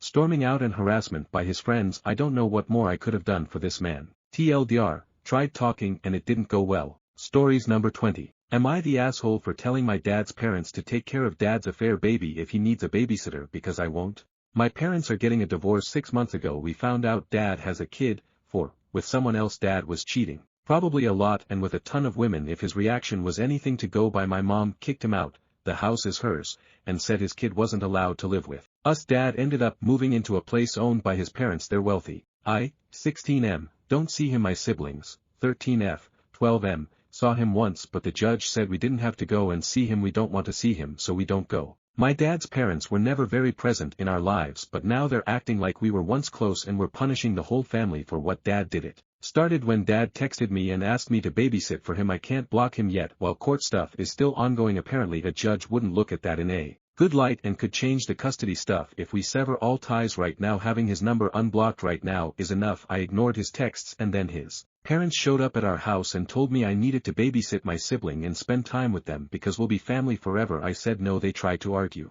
but I said I won't be in the kid's life so there's no forever. I said I don't want to know the kid or dad or any of them. Then mom made them leave. Dad texted some more, we've saved this, and mom's lawyer documented it, but I ignored those two. Then his parents tried again and I told them I don't want to take care of dad's affair baby but they can since they've got money and they want this kid. I said I don't and that's not changing. They told me the child is innocent and I said I know but that I don't go out of my way to get to know innocent kids I see in the world and I'm not going to do it for this one either. They told me I'm still punishing a child, who's my sibling, and the kid will grow up wondering why their 3 half-siblings won't even speak to them. They also said I'd be paid for babysitting and that makes the stubbornness from me even worse. Stories number 21. Am I the asshole here for agreeing to separate from my wife when she brought it up for the 4th time, and then sticking to it when she subsequently changed her mind? Me, 40M, and my wife, 37F, have been together for 10 years, and we have 2 boys 8 and 5. Recently things have been tough. I think we had both withdrawn from each other gradually over time without really noticing that it had happened. We were sleeping in separate bedrooms, primarily her choice. She was sleeping in late most days, particularly at the weekend, and I was doing a lot of activities with the kids without her. I work, and she doesn't never had a problem with it, and was happy to support her, but I was getting up every day to get the kids ready for school. Sometimes she would roll out of bed and take them while I got ready for work, sometimes she wouldn't and I would just take them. Similar routine at bedtime. I would put the kids to bed, read them stories etc. and get them to sleep. Happy to do it. The 3 of us would do things together at the weekends without her. Particularly in the morning she wasn't completely absent, but it got to the point where the kids were making comments about it, saying why does mom never want to come with us, why is she sleeping all the time? So I suppose I was becoming more withdrawn and emotionally separate, and she was too. She would sit and scroll through her phone, Or watch TikTok in the evenings after the kids were in bed. We weren't connecting as we used to. Then came the angry outbursts over seemingly trivial things. An Amazon order turned up while I was out that she didn't know about and my phone was blown up over it. I didn't reply to a text quickly enough while I was at work and she would rant about it for an hour or two. My family would come out to visit us, we live abroad, and she would ask at the last minute that they stay in a hotel instead of at our house. To be fair, she suffers from anxiety, and I have tried, repeatedly, to get her to have therapy for it. She gets medication from the doctor, but that's as far as she seems to want to go to try and resolve things. So I have been as supportive as I can be, listening to all the past traumas etc. But knowing that they weren't really being solved or dealt with. You can't make someone go to therapy. I only encouraged her as much as I could. The angry outbursts started getting more frequent, and historically I would always try and placate her as much as possible, to keep the peace. But I started getting a little defensive about it and standing up for myself, which really started escalating things. Just pushing back a little bit, i.e. saying no, my family cannot book a hotel 24 hours before they are supposed to stay with us, which we agreed to months ago, led to several claims that she was going to leave me, that I had changed, and I wasn't the person she married anymore etc. After several episodes of this, where she even told our oldest son that we were divorcing about 60 seconds after she told me, upsetting him greatly. She did it again about a week ago. I decided that I would take a stand, and I agreed with her, said that she was right and we should separate. She went to bed early and we didn't talk all night. The next morning she was hoping for my usual rapprochement, but I said that you made it clear how you felt last night, and so I was sticking to it. The last week has been torture, because now apparently, I am responsible for throwing the whole marriage away. It is 100% my decision, and I haven't given her a chance to change anything. She doesn't want to split and will love me forever etc. I feel so guilty about it, but I honestly do not see how things will change at all, and it feels like something broke inside me and I just cannot get myself to feel anything anymore. I definitely accept that we could and should have communicated more in the weeks and months leading up to this, but on the other hand, it also feels that every time I tried to bring anything up she would be immediately defensive and or try and twist it around to be my fault anyway. So now, I'm sticking to my guns. I don't see a way forward from here, but I'm still racked with guilt about it all. She definitely thinks that I am the here. Stories number 22. It's too early for this crap. Pulled into the parking lot at our vet to pick up my dog's meds. Sitting a few spaces over is someone on their phone. I pay no attention. Go NNM waiting to be called to the window. I'm the only customer in there so far. Then it started. Boomer, excuse me, I was here first. Me, no, you parked first. I was first in line. Boomer, well, I'm busy so I need to go. Me, absolutely not, your time isn't worth more than mine and I'm also busy today. Boomer, you need to respect your elders. I fucking hate this line and have the same response every time. Me, Ted Bundy and John Wayne Gacy were my elders, should I respect them? Boomer, shocked Pikachu face. The staff were pretty uncomfortable and I feel bad for that, but there was no way in hell I was going to play nice during a very stressful time in my life. I kept my voice calm, but it was super hard not to lash out. Now I'm at the pharmacy to pick up my kids' meds and watching the Boomer parade roll by. Stories number 23. Tea about Chasen. Got to know from credible source, but it's up to you to believe it or not. Samantha dumped Siddharth for Naga, although Siddharth itself is a serial cheater, but he got very volatile after it. Samantha was planning kids, all her crew knows, since she was rejecting movie one after another. Naga cheated on Sam with Divyansha Kaushik and Samantha forgave, and Naga dumped Divyansha. Sabita dated a man named Pranav Mishra, also with whom she was in open relationship, but eventually broke up with him. Naga again cheated with Sabita since things got serious, and it was not just hookup, so divorce happened. Samantha was pissed about negative PR regarding her, mostly funded by Nagarjuna. This is why she counterattacks everywhere now. Dagyabadi family does not like Sabita-Naga relationship since it's like same pattern like what happened with their daughter, although everyone adores Sabita in Akanini family. Now the biggest irony, Samantha broke home of Raj Nidamuru and his wife has left him. If you don't believe me, just wait for their next film announcement, in which also Samantha is there. To summaries, they are all bunch of cheaters. Stories number 24. Am I the asshole here for not letting my husband control the money in our house? My husband and I have been married for over a year and he knows what I make hourly, but I don't just hand money over to him. Backstory, 10 years my kid's dad took control of my bank account and income, spent my savings and gave me an allowance of $50 a week from my check. This had to cover gas, groceries and diapers. I gave birth to our second child a year and a half later and would walk to the store so I would have gas for work. One day, I had to make a decision on buying diapers for my oldest or my newborn. I cried in the diaper section because I couldn't believe my life had gotten to this point. He'll never forget the kind person who purchased the diapers for my children and gave me extra money to hide when I had gotten home. I was belittled and accused of stealing money to buy so much. When I explained $50 a week for 4 of us including diapers wasn't enough, he told me to figure it out. I asked for $100 a week. Eventually, I convinced him to allow me more money. 3 months later I left and swore I'd never allow another man to do that again. Present day 10 years later, my husband was fully aware that I came with about $18,000 in credit card debt. I've successfully paid almost all of it in full in 2 years, made it possible, by not having my own house, leech of an ex with 4 kids, and no utilities. I'm responsible for groceries for our family of 5, phone bill for us, and car insurance. I have my car payment and 1 credit card. My husband pays the utilities and house payment. We recently purchased a new to us camper and he took a loan on it and put the money I got from my totaled camper in the bank, so he has that as well as his vehicle payment. He says I should be giving him $300 or more a month for savings and to help with the utilities, and I want if something happens to him, I can't access that account to pay bills etc. I don't believe I'm on his account at all. I opened an account 5 months ago and have $250 a check placed into it for safekeeping. I also must get school supplies, kids' clothes, etc. His ex-wife, they split the cost 50/50 for their daughter. But my ex and I are not on those types of terms. My husband gets huffy that my situation isn't like his, but I told him it is what it is. Every pay period he will ask me for money for utilities and I brush it off or say, if you buy groceries, sure, he says. I don't know how to save money and he should have what is left of my check each week for vacation, going to dinner, etc. I won't do it. The mere thought of having an allowance again terrifies me. Do I overspend some weeks? Yes, but I don't use a credit card to buy items anymore. I don't rob Peter to pay Paul like I did in 2020. I budget right down to coupons for groceries and what my grocery bill will be before I enter the store. He says I need to trust him and let him hold on to all of our money together because his savings account is my savings account also. I just can't bring myself to do this unless I can have full access to the account as well. I don't see that being an option. He recently sold a vehicle and put $16,000 in the savings and gave me $1,000 to spend on whatever I wanted to, so I put $200 in the bank. Bought my kids each one Christmas gift early, at a friend's house, so I don't hand it over now that we're on sale, and I paid $200 a piece per item. Ordered myself new glasses, $275, and contacts, $150. I wanted a hoodie for $20 and he said, I gave you money, did you spend it already?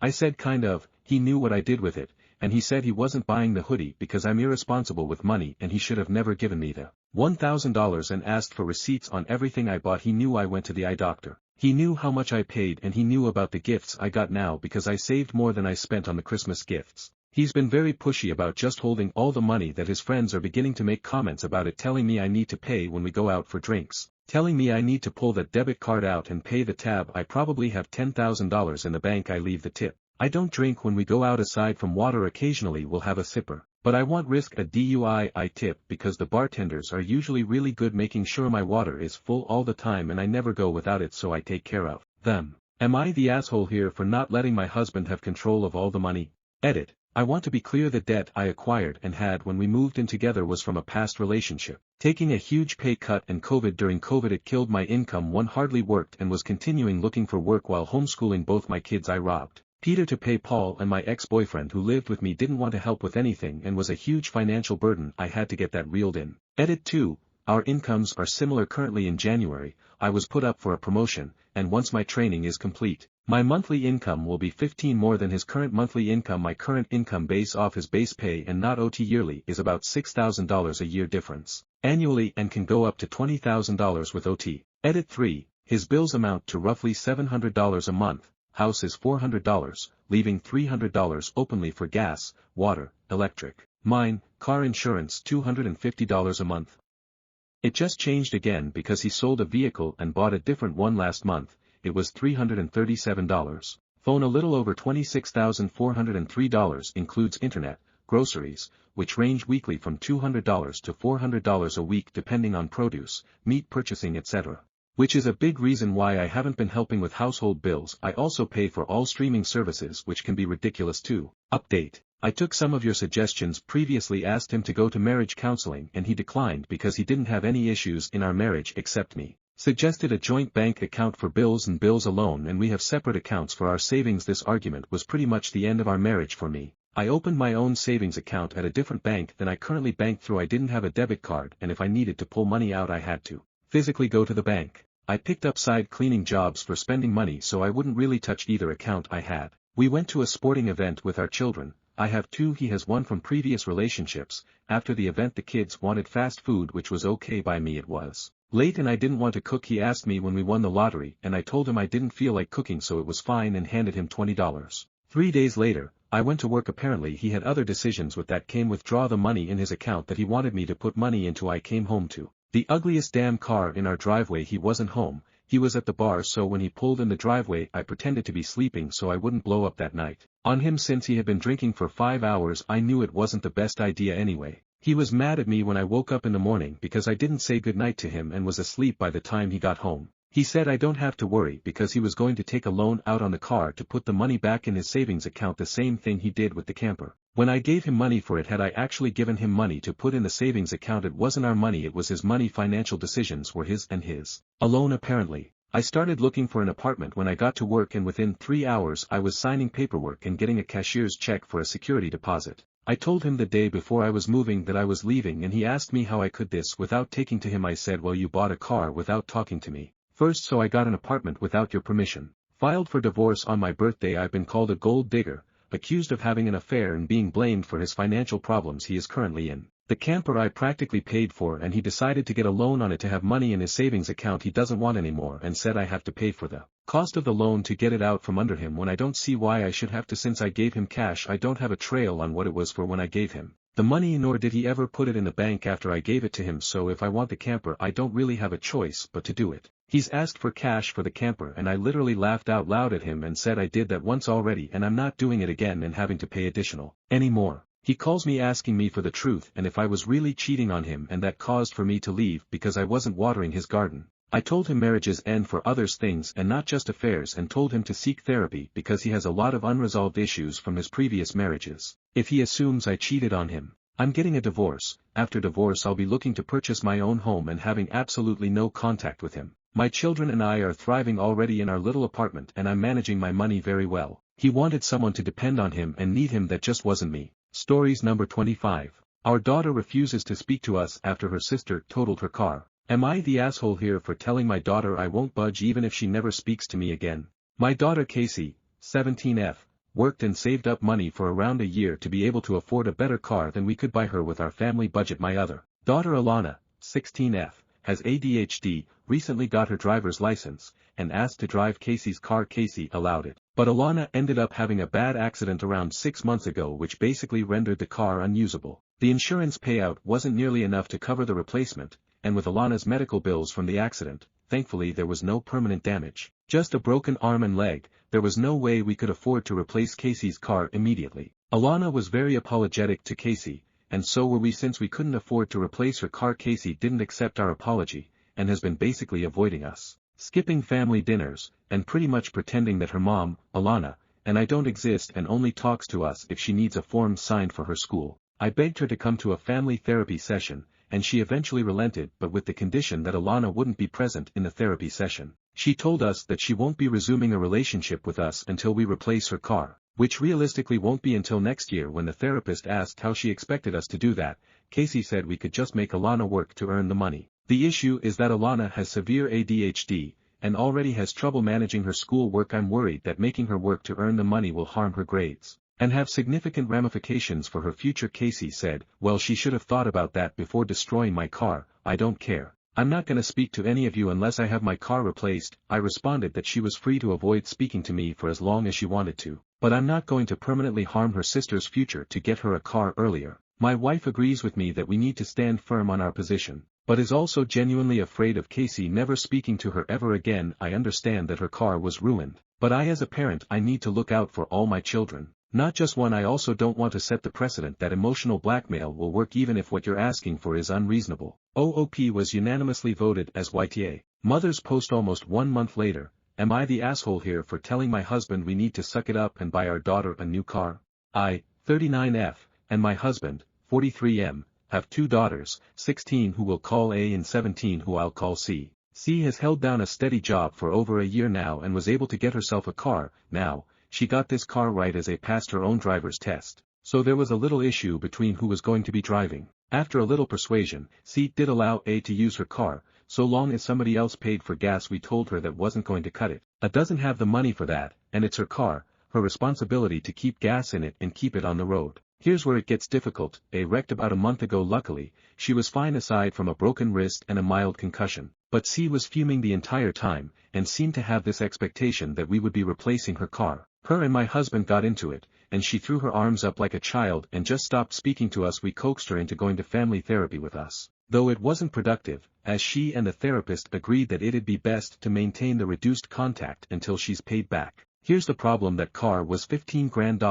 She saved up every penny for a year for that car. She'd ask us about twice a week if we changed our mind, and obviously, the answer was no, but that was the only thing she'd say to us. It didn't seem to bother my husband, and he kept saying she'll get over it, until last week. She packed some things and had my mother come and get her. She's been staying at her grandmother's for a little over a week now, and she gave me a good earful, whatever C told. He worked, because earlier today, my husband and I were informed we had 30 days to replace the car in full or she was taking us to court. I think my husband is admirable in wanting to stand his ground, but the way I'm looking at it, we have two options, and I am sick of my daughter not talking to me because of shit that is not my fault. A has been a wreck, she's already battling severe ADHD, and now she's shaking at the thought of having to appear in court. So I sat them both down, and said we have two options: we can suck it up, pay $15,000 and have our daughter and sister back, and we'll just have to buck up and work, or we can let my dad sue my husband and I on C's behalf, and almost certainly lose. We spoke to 4 different firms, and all 4 echoed similar sentiment,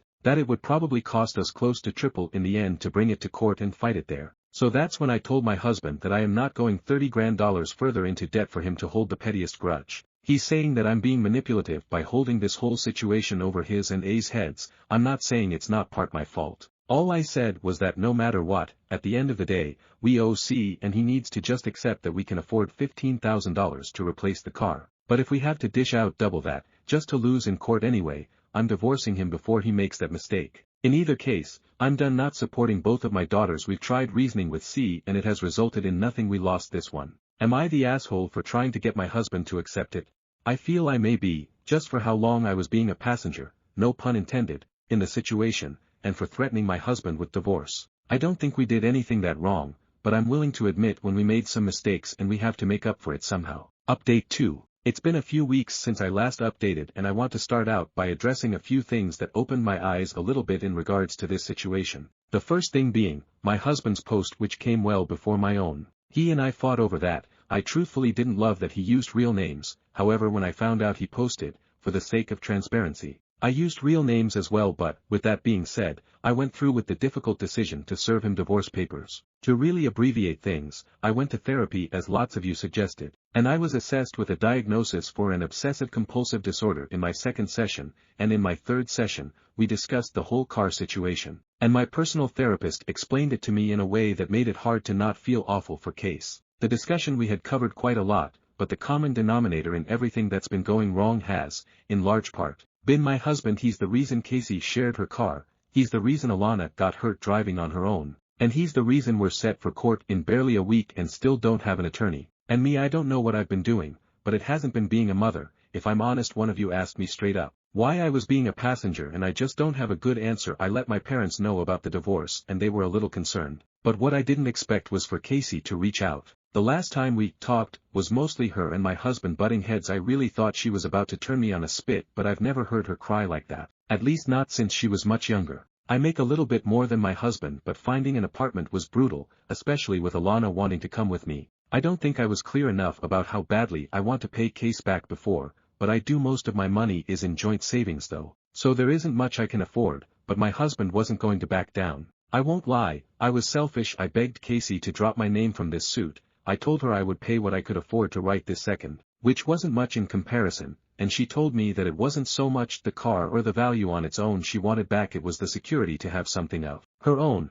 and she listed off probably dozens of instances where Alana got first pick over her, and it was very hard to refute. She told me that losing that much money sucked, which I fully understand. But the bigger loss to her was that her first big girl purchase, which a lot of friends and family were excited about, was now going to be remembered as a family-ending disaster. She told me that she knows I can't replace that. We agreed to breakfast next week and joint therapy, us two, and her only condition was that I don't try at any point to save him from the suit, which I agreed to. Alana came to me even before my last post, saying she only drove so far because my now ex-husband pressured her into picking up the grocery order early for something he wanted to make. This also changed my perspective. I was under the impression that she was doing her own thing, but even my husband owned up to that, which ground my gears. But I put it together: a legal driver in an expensive car, not insured, and under pressure.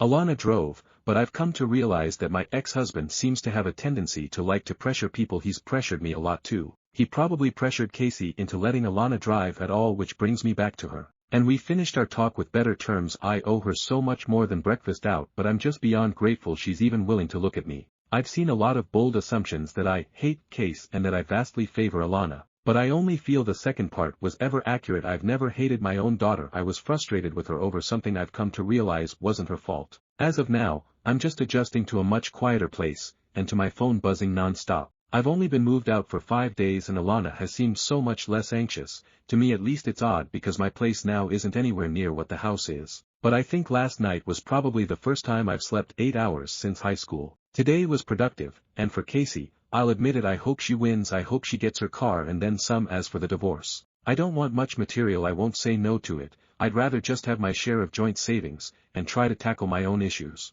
of which I guess I have more than I would have been willing to admit a month ago. I know I'm going to get pelted most likely, but I want you to know I'm thankful. The internet is mean, but it tells the truth, and however this turns out, it's largely your comments that helped me see what I was doing wrong, and who was enabling those things, and most importantly, how I could stop it. It's times like this where my dad would tell me I'm not lucky, I'm privileged, and I think that applies here. I'm privileged that my daughter didn't just laugh, even though she could and arguably should have. That's the update. I'll update whenever Case and I meet, barring she's comfortable with it. And then you probably won't hear from me until the whole suit and divorce is over and done with. I just wanted Reddit to know, I hear you all, and I wish I could have seen reason when I first posted. I'm frustrated reading my own comments. Therapy is a powerful thing. Stories number 26. Am I the asshole for charging my sister's family to stay in my house during Christmas?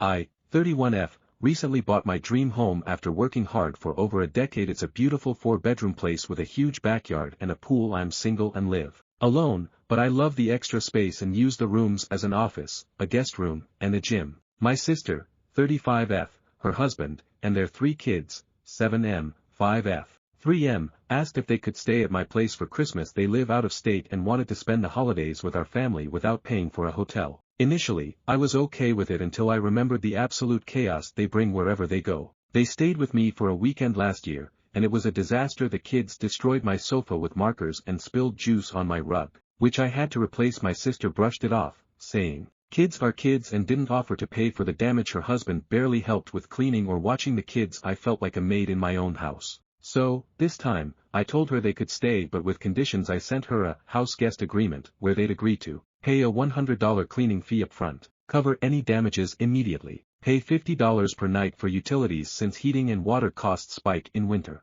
I don't think this is unreasonable. I love my family, but I also want to protect my home and avoid unnecessary stress and a headache during the holidays. But she flipped out. She called me greedy and said I was treating my family like Airbnb guests. She argued that it's the holiday season and I'm ruining the spirit of giving. Our parents are siding with her, saying I'm being ridiculous and cold-hearted. I argued that this is my house, and I'm not obligated to let them stay for free when I know they'll cause damage and stress, and I'm sure they can afford it since they just spent thousands on a Disney trip. I'm only asking for a fraction of what a hotel would cost. Now the family is divided. My sister says I'm the asshole for prioritizing my money over family. I think I'm being fair by setting boundaries, but maybe I've taken it too far. I don't know. Please help. Edit. For those who want to know, I spent at least $500 to replace my sofa and rug after the kids damaged them last time, and my sister didn't offer to help with the cost. Stories number 27. Am I the asshole for not going to my daughter's wedding as her father will be there? My ex-husband, my daughter dad, was an abusive man to me, sexually, emotionally, physically. Everything. I left when she was 13 and I was able to get primary custody. But he could still her. He was an amazing dad to her and her brothers, and I won't deny that. But after she was 18 and I didn't need to talk to or about him, I stopped. I've stopped going to events, apart from really important ones like graduations or birthdays, where I know he'll be there. It's been 5 years since I've seen his fucking face, and I've done great. I have a girlfriend now and she's the best. She kind, gentle, and just loves me. My relationship with my kids has been okay. It's not close. They're still close to their dad and I won't fight nor beg them to choose me over him. I'm kinda fine with me being distant, and just enjoying my life with my girlfriend. The problem now, my daughter is getting married. I've helped her with some payment, She invited me. I asked her if her dad would be there and she said yes. I told him then I wasn't coming. I'd send my gift and she'll get the money I promised, but I'm not attending. She broke down and just begged me to put my feelings aside for her. I got offended. She acted like I was mad. He cheated. No, that man abused me, violated me and worse, and she thinks it's just feelings. I told her my mind won't change and wished her and her fiancé well. Now I'm getting backlash from her brothers and fiancé calling me an ass for doing this to her. My girlfriend is on my side 100%. I'm here for outside opinions. Am I the asshole? Stories number 28. Reading the news for 5 minutes and came across these two stories of men not allowing women to just exist. Woke up and decided to read the news with my coffee. Within 5 minutes and a few clicks I'd already come across these two stories about women just trying to exist and men not being able to allow it without being threatening. The irony of it happening while women were trying to conduct a news interview about not being safe in public is just beyond. I just felt so angry reading what women have to deal with. Already feel so pissed and disappointed, and it's only 7 a.m. where I am. I had to vent to people who understand. How do we change this? How many thousands of years have human women been walking this earth, and it's the same bullshit. We can't carry on like this. Stories number 29. Men/boys are just stupid about that stuff. While discussing how upset I was that my brother casually dropped the bomb that when we were teenagers, he didn't tell me a guy in our friend group was actively drugging women without their knowledge or consent with Xanax because you couldn't tell reverse or anything. She wouldn't listen to you, and how after that piece of knowledge dropped I pieced together 3 specific incidents where I knew I was a victim of this drugging. I was told that men/boys are just stupid about that stuff and he probably didn't know it was wrong. I'm flabbergasted and stunned. My response: he knew it was wrong enough to discuss with his male friends, so he definitely knew it was wrong. I have no words right now. I'm reeling from my memories of the incidents, which at the time I just thought I was sick, or one incident where I thought something was so fucked up I actually went to the doctor who sent me for an MRI because a female of 18 shouldn't be randomly so dizzy she falls down and can't stay awake, that I can't even fully process that this was actually said to me and meant to be helpful. This came from a 58-year woman. I am currently 49. I had to calmly explain to her that perhaps if he had not kept his mouth shut I would not have been drugged and then later sexually assaulted along with any other women he did this to, and perhaps if men take out their own trash women wouldn't still be dealing with this shit so blatantly and prevalently today. I'm shook on many levels here. Make it fucking make sense. Stories number 30. Boomers rant over me returning cans. For context, my state recently upped the 5-cent can and bottle return to 10 cents because of this. A lot of homeless people root through dumpsters for free money. I am a 20-year-old woman just trying to get by, trying to make all the money I can. I've recently started returning/recycling my cans and bottles for spare cash. Boomer, a woman, imagine mid-70s, BF, is running the cash register. I have to take my little printed out receipts to said cash register to get my money. It's a normal grocery store, with this recycling place attached, so when I walk up in line to the register with no items but some slips of paper, everyone knows why I'm there. A very old, 80s, gentleman/S, BM, and the BF immediately catch on, and begin their own conversation about me without me. It goes something like this. BM, I remember when people used to pay full price for things and not expect handouts. BF, yes, I usually get one of them every few weeks. She's a nice lady of course, but I know there's no way she doesn't steal them digging through trash like that. BM, yeah, haha, they treat it like a real job these days. BF, I mean, I don't mind it, really, I just wish they'd wash their hands before coming near me. Then she finally looks at me, with a scrunched up, judge face. Honestly, because of the stigma around homeless people being the only ones who return cans for cash, I dressed up. I was wearing a clean, new coat, non-ripped jeans and a cute sweater. I wasn't smelly and I had washed my hands 5 minutes ago in the bathroom, even though I rinse my cans anyway. When the older man was finished and she reached for my receipts, she kept eye contact with me the whole time, not saying a word, and she slammed each receipt, 3, down onto the scanner and scribbled on the barcode after as hard as she possibly could. I'm not exactly sure what made her so judgmental. I just find the hypocrisy funny, as she clearly is past retirement age but is working still for extra money. It's obvious we are both just trying to get by these days. Did putting me down make her feel better? As she handed me my $3.20, she dropped the 2 dimes in my hand one by one, teasing like I didn't say anything throughout the interaction. Really, just have a nice night. As I walked away she didn't respond. Stories number 31. Am I the asshole for excluding the only one at our wedding, new GF, from the family photos? She's pissed. I had a TikTok blow up and the comments section requested that I pop over here. These are the details. Our wedding was 1 year ago, and very classy and small. There wasn't a person there who we aren't related to by blood or marriage. We decided against one guests and instead put a lot of money into making the night an incredible bonding experience. Both of our families are from different countries. Visiting the US, our family members who live stateside were also there, and this issue involves one of them. About 1 month before the wedding, my third cousin started dating a new GF. A couple of days after I saw the relationship on Facebook, I get a call from him, inquiring about how small of a wedding it is, and I heard a voice in the background ask something along the lines of if anyone on my husband's side was allowed a one. He began to ask the same question and I cut him off, letting him know. No, I reiterated that everyone in attendance from both sides are related by, as well as explained why these were our wishes. A few days later, I get a text from my cousin essentially pleading for her to be able to come. Says she will keep a low profile and will bring her own food. These are important details for later. The writing didn't sound like him. I'm convinced it was her. From his phone about 4 days after our text interaction, a family member passes away. We are very heartbroken, but to cope with the grief, at one point I joked about how there was room for my cousin's GF now, if she wanted to eat the meal they had chosen. This is exactly what happened. I don't know why I exactly came to the decision, but I figured, what's the worst that can happen, and it would be a good excuse for his GF to meet visiting family members from across the world. A couple of days before the wedding, I reached out to my photographer and asked that she request for the GF to remove herself from frame in the family photos if she felt that it was appropriate for her. Include herself. These photos are a big deal. I do request that the photographer get individual shots of us and them, and give them a little mini shoot for fun. I did kind of feel bad. They ended up with 25 photos of them together alone. The day of the wedding, I saw my cousin and GF floating around the ceremony venue. She looked nice, with a large fur shawl covering her entire midsection. I didn't think about it again. Walking down the aisle, I get a look of the outfit. It was a Lakers purple poster girl micro dress, with fishnet cutouts on the side. Later that night, I saw that the plunge went down below her belly button. Photo time came, and the photographer sweetly requested for her to move out of frame. I couldn't tell you if they got a photo of her in the group prior to asking. That's it. That's literally it. Am I the asshole? Stories number 32. Am I the asshole for telling my ex I don't care if her daughter is crying about being left behind when my son's with me?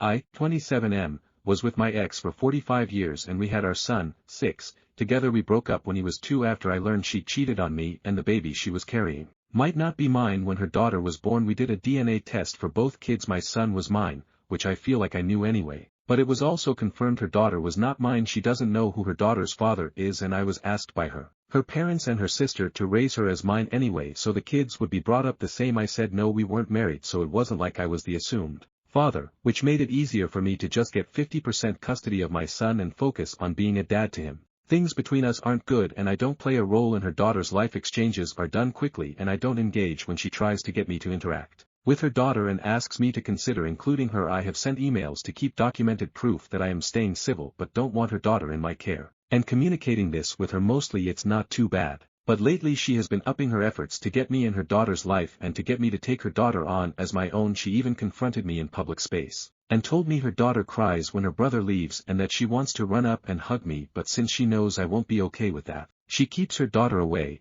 but that it kills her. She said her little girl didn't choose this and she knows she fucked up, but she cries so much over me and can't. I see her as our son's sister and love her as my daughter for his sake, if not for hers. I told her I don't care. I did not make her daughter and I will not be responsible for raising her daughter. I told her to put the work into finding her daughter's father and leave me alone. Her sister DM'd me on social media and asked how I could be a dad and so heartless about an innocent kid. Then her friend did the same with a bit more of a strongly worded DM that accused me of being misogynistic and saying I wouldn't act like this if she had another son, which isn't true at all, but she sure as hell acted like that was a thing. Stories number 33. My 53F, so 63M, was too impatient to wait for the clothes washer to finish its cycle, so his clothes got stinky from mildew, and I folded them and put them away for him to wear all stinky. My so has a big problem with being impatient. We recently finished construction on a new house, so we're currently in between 2 houses. We were at the new house, doing some things to get it ready to move in, so I put a load of laundry in the washer to let it run while we worked. We finished everything we planned to do, and there was about 10 minutes left on the wash cycle. When I told him this, he immediately got very impatient, yelled at me for doing his laundry while we were there, and said he wasn't waiting 10 minutes for it to finish so I could put it in the dryer. I told him it would get stinky from mildew if I left it in the washer overnight until we came back the next day. We had 2 cars there, so I told him he could leave, and I would take the other car after I put the clothes in the dryer. He said no because he was hungry, and he wanted me to come with him so we could eat as soon as we got back to the other house, aka, he wanted me to fix him something to eat. And he didn't want to wait 10 extra minutes. I was tired of arguing with him, so I said fine and left with him before the wash cycle finished. The next day when we went back, guess what? The laundry was all stinky, so this is where I might be the asshole. I put his items in the dryer to dry and rewashed mine, then I folded his and put them away. Now, every few days, he pulls something out, puts it on, and says, this shirt smells bad. I just smile, nod and say, yep, I told you that would happen. Am I the asshole, or was this simply malicious compliance? Stories number 34. Am I the asshole for laughing at my cousin when she asked me to hang out with her teenage kids? Okay, so this literally just happened and I was like, yo, I gotta post this ASAP because what the fuck? I just posted recently about my grandfather's funeral, which was a shit show within itself, but this started before the ceremony. I live in a different state than the majority of my family. I'm 28, work full-time, doing stuff with my day and my life.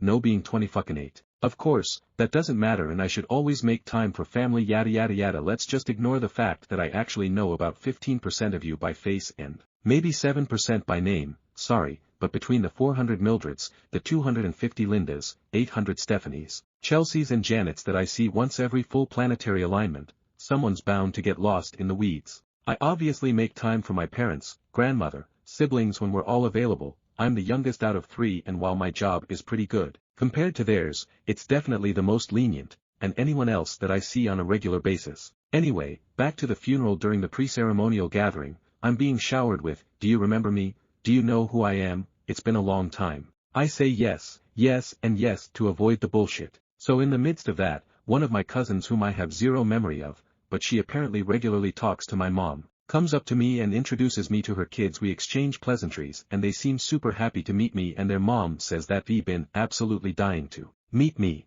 My brain is like, what the fuck, but I just shake it off at that moment because I wasn't in a good mood and just didn't want to focus on it. My cousin tells me they're around my age and that they also live in my state and are actually about a 40-minute drive from my place. Oh, that's awesome. I don't care. She suggests a little get-together sometime later this year and says she'll talk to my mom about it, which sure, that's fine. I mean, it's not like I'm 14 and have to ask her permission to do anything anymore, but I took it as a, cool, I don't have to worry about it then, and left it at that. Fast forward to about 45 minutes ago. It's almost midnight. I get a call from a number that's based in the city. Most of my family lives in the other state. Not only that, but it's a very specific location, too specific to just be a spam call, so naturally I kind of panicked. My grandmother was down there at the time and she's only a few years younger than my late grandfather, so call me a little paranoid. I answer, hey, my name. It's cousin. How are you? Hey. I don't know who the fuck, what's up? What's going on? Everything okay? Yeah. Sounding confused by my question, everything's fine. I was just calling to see when you were available to meet, son-daughter, for lunch this weekend. After I was finally able to put together who this was, I felt like that meme with all the equations floating around, because there is no way this woman called me at near midnight to schedule a fucking play date. I said, I'm sorry, what? Remember at the funeral? We talked about you and kids' names, getting together sometime later. Daughter is transferring to university in my city for her junior year and son is applying there too, so they're taking a tour on Saturday morning. So I was thinking we could meet you afterward and you could take them somewhere for lunch, just nowhere with alcohol. Just, son is only 18-inch. Yo, what? I remember her saying that they were around my age, but homie can't even drink. Then she starts rambling about how her daughter isn't allowed to drink unless she or her husband are present because she's 22 and doesn't know what moderation means. Maybe this is just me, but what in the God's green earth would a 28, almost 29-year-old have to talk about with a 18 and 22-year-old that isn't, don't do drugs, focus on school and don't go getting nobody pregnant, not to mention the fact I don't even know these people. Before I knew it, I had started wheezing and squawking in the phone and cuz did not appreciate it. I couldn't hear what she said under my laughter, but I was like, yeah, I don't think so. I work a double on Saturday, so I'm not getting off until like 8 p.m. Well, first of all, I don't know what was so funny about what I said, and you could easily just do a nice dinner or something. 8 p.m. isn't that late. My little patience is gone at this point. Ma'am, I work a good 40 minutes away and this isn't Star Trek. I'm not getting home until around 9 and I am not at chin to babysit after an 11-hour shift. I can recommend some spots for y'all to check out yourselves, but this is a college town. You're not going to find many places with zero alcohol, but it's not like they don't have other drinks. Excuse me. I know your mother did not raise you to be rude like this, especially to family. Dude, I don't know you.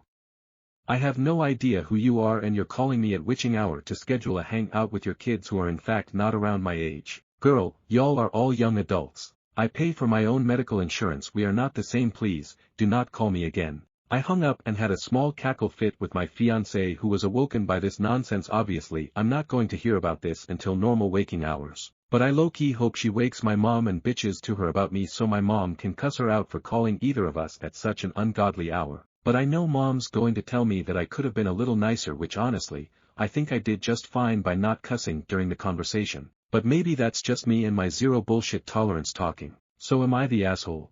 Update. For those of you who saw the original post and were wanting to know how this whole mess ended, I just got off work so I am just now able to post an update. Turns out, I cursed my mom by making a joke about my cousin calling her to bitch about me after she got off the phone with me, because that's exactly what she did. Woke my poor hardworking mother up to tattle on me. Now my mom's an absolute peach, in front of me anyway, but I've seen her cut up at people like a runaway chainsaw, so she wasn't fooling me with her cutesy fairy act. Tinkerbell can be petty bitch. While she didn't tell me what exactly she said, she mentioned that she said some words, which is her way of saying, I cussed, and she hung up the phone after one sentence. Once she got up and had her coffee, she called my cousin back and got the full details of the story, and that's when she called me. I knew my sweet mom was having the worst time trying to keep a straight face and be a mother in that moment, because the first thing she asked me when I answered was, did you make a Star Trek reference during a conversation with cousin, as to why you wouldn't be able to have dinner with her kids? Yes, I did, because she was making it sound like I had a transporter in my pocket,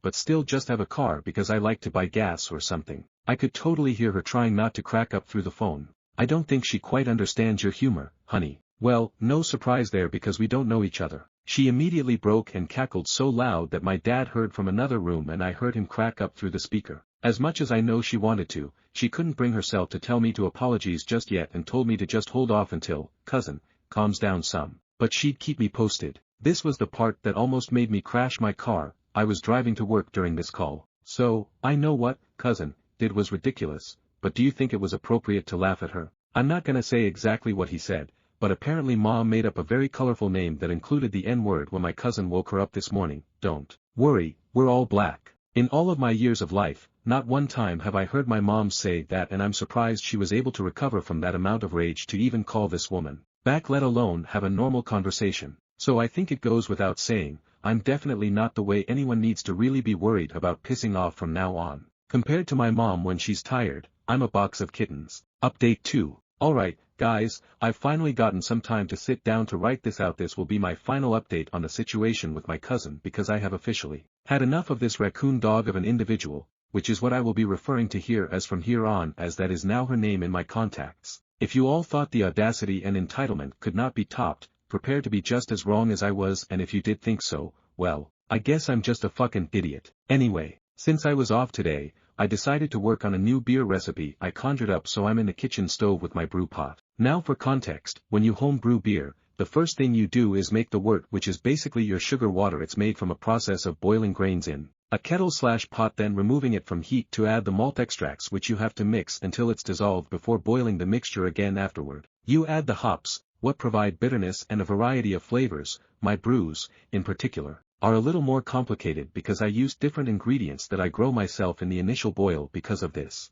I take very great care to not waste any of it because these ingredients do take a long time to grow. This will be important later. So, I'm chilling, doing my thing when I get a call from the raccoon dog from hell. After contemplating whether to send her to voicemail or not, my curiosity got the best of me and I answered. Hello. Hey Bleh, it's RD. Oh, hey, what's up? So, I just wanted to apologize for the other day. I didn't even think about what time it was. I'm usually up pretty late chatting with somebody, can't relate, and I just went ahead and called. Yeah, I feel that, no worries, seething internally. So listen, I know we got off to a bad start, but I was hoping you'd reconsider hanging out with Bleh and Bleh, since they don't know anyone in that town, and I know you were concerned because you don't know each other. I get it. I just want them to have someone present that they could be comfortable around. Now, as I said in previous comments, I think that's totally fair. After all, she is their mother and she's probably just trying to make sure college isn't a drag for them. I personally hated going to classes and being around people I didn't know for that long, and I really wasn't feeling the whole college mingle vibe, so I took online classes and stayed home. So I completely understood where she was coming from and I expressed that.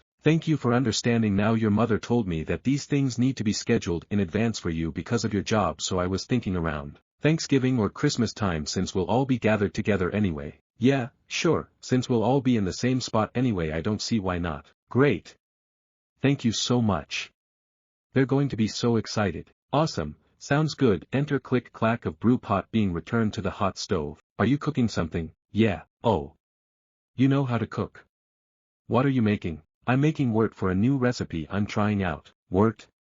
What's that? Oh, it's the sugar base for beer. I'm sorry, did you say beer? Yeah, you're making beer. Yeah. Oh, does your mother know you're doing that? She knows I know how to make it, so yeah, I guess. Oh, awkward silence. You did hear that I said beer and not cocaine, right? You know how to make that too? No.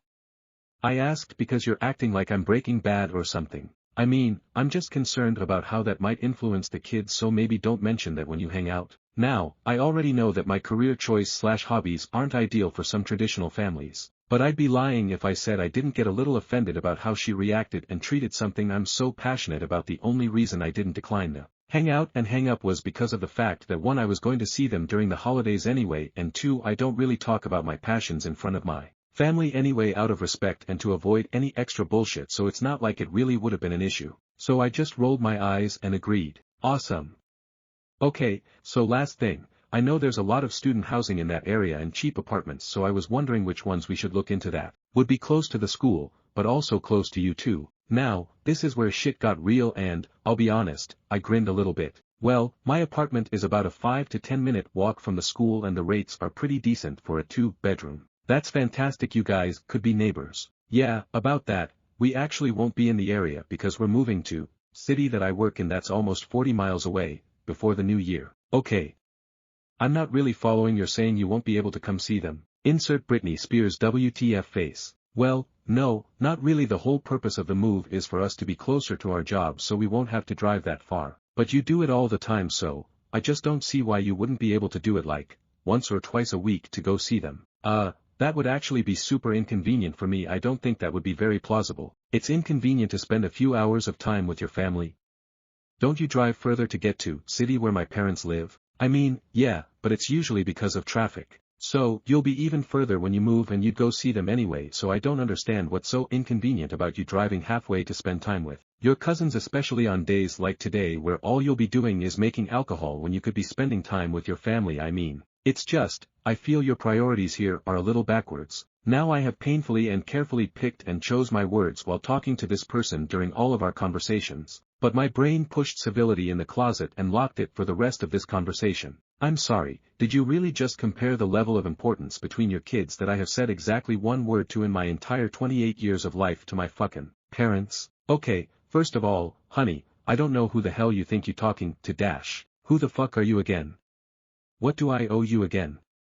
What part of my day or time do you deserve a piece of again? What meaning are you in my life again? What would I miss if we hadn't met again?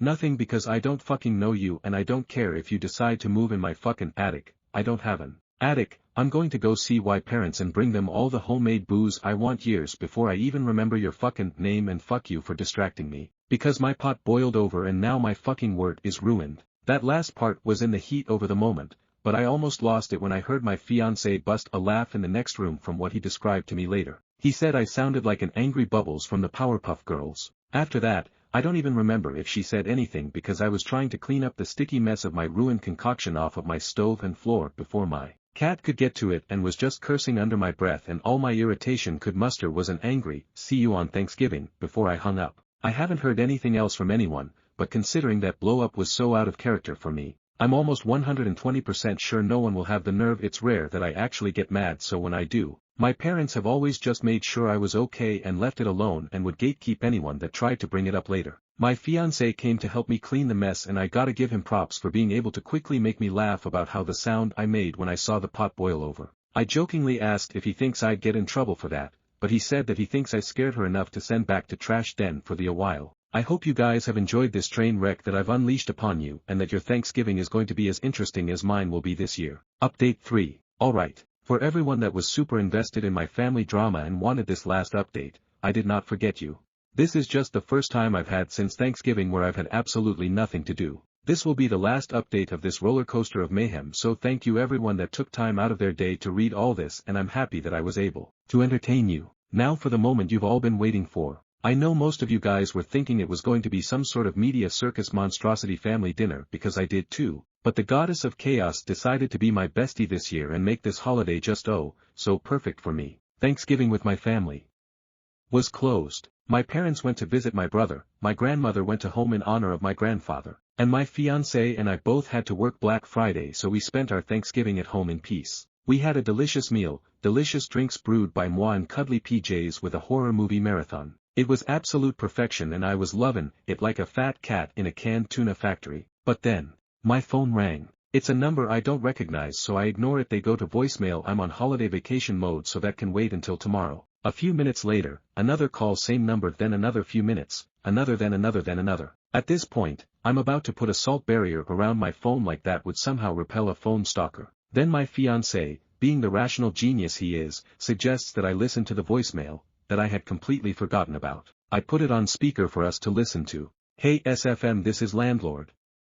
I'm using my personal phone because obviously, the office is closed. I am so sorry to interrupt your holiday, but I'm going to need you to call me back as soon as humanly possible. Well, I've missed about 8 calls from this woman at this point, so I panic call her back. Now at this point, you all are probably wondering where the raccoon dog comes in. Oh, baby, it's about to feel like Christmas. Now, as I'm typing this out days after this went down, I don't have the conversation memorized word for word, but I know I can get it pretty close. I remember what I said, and my landlord was less than professional during this conversation.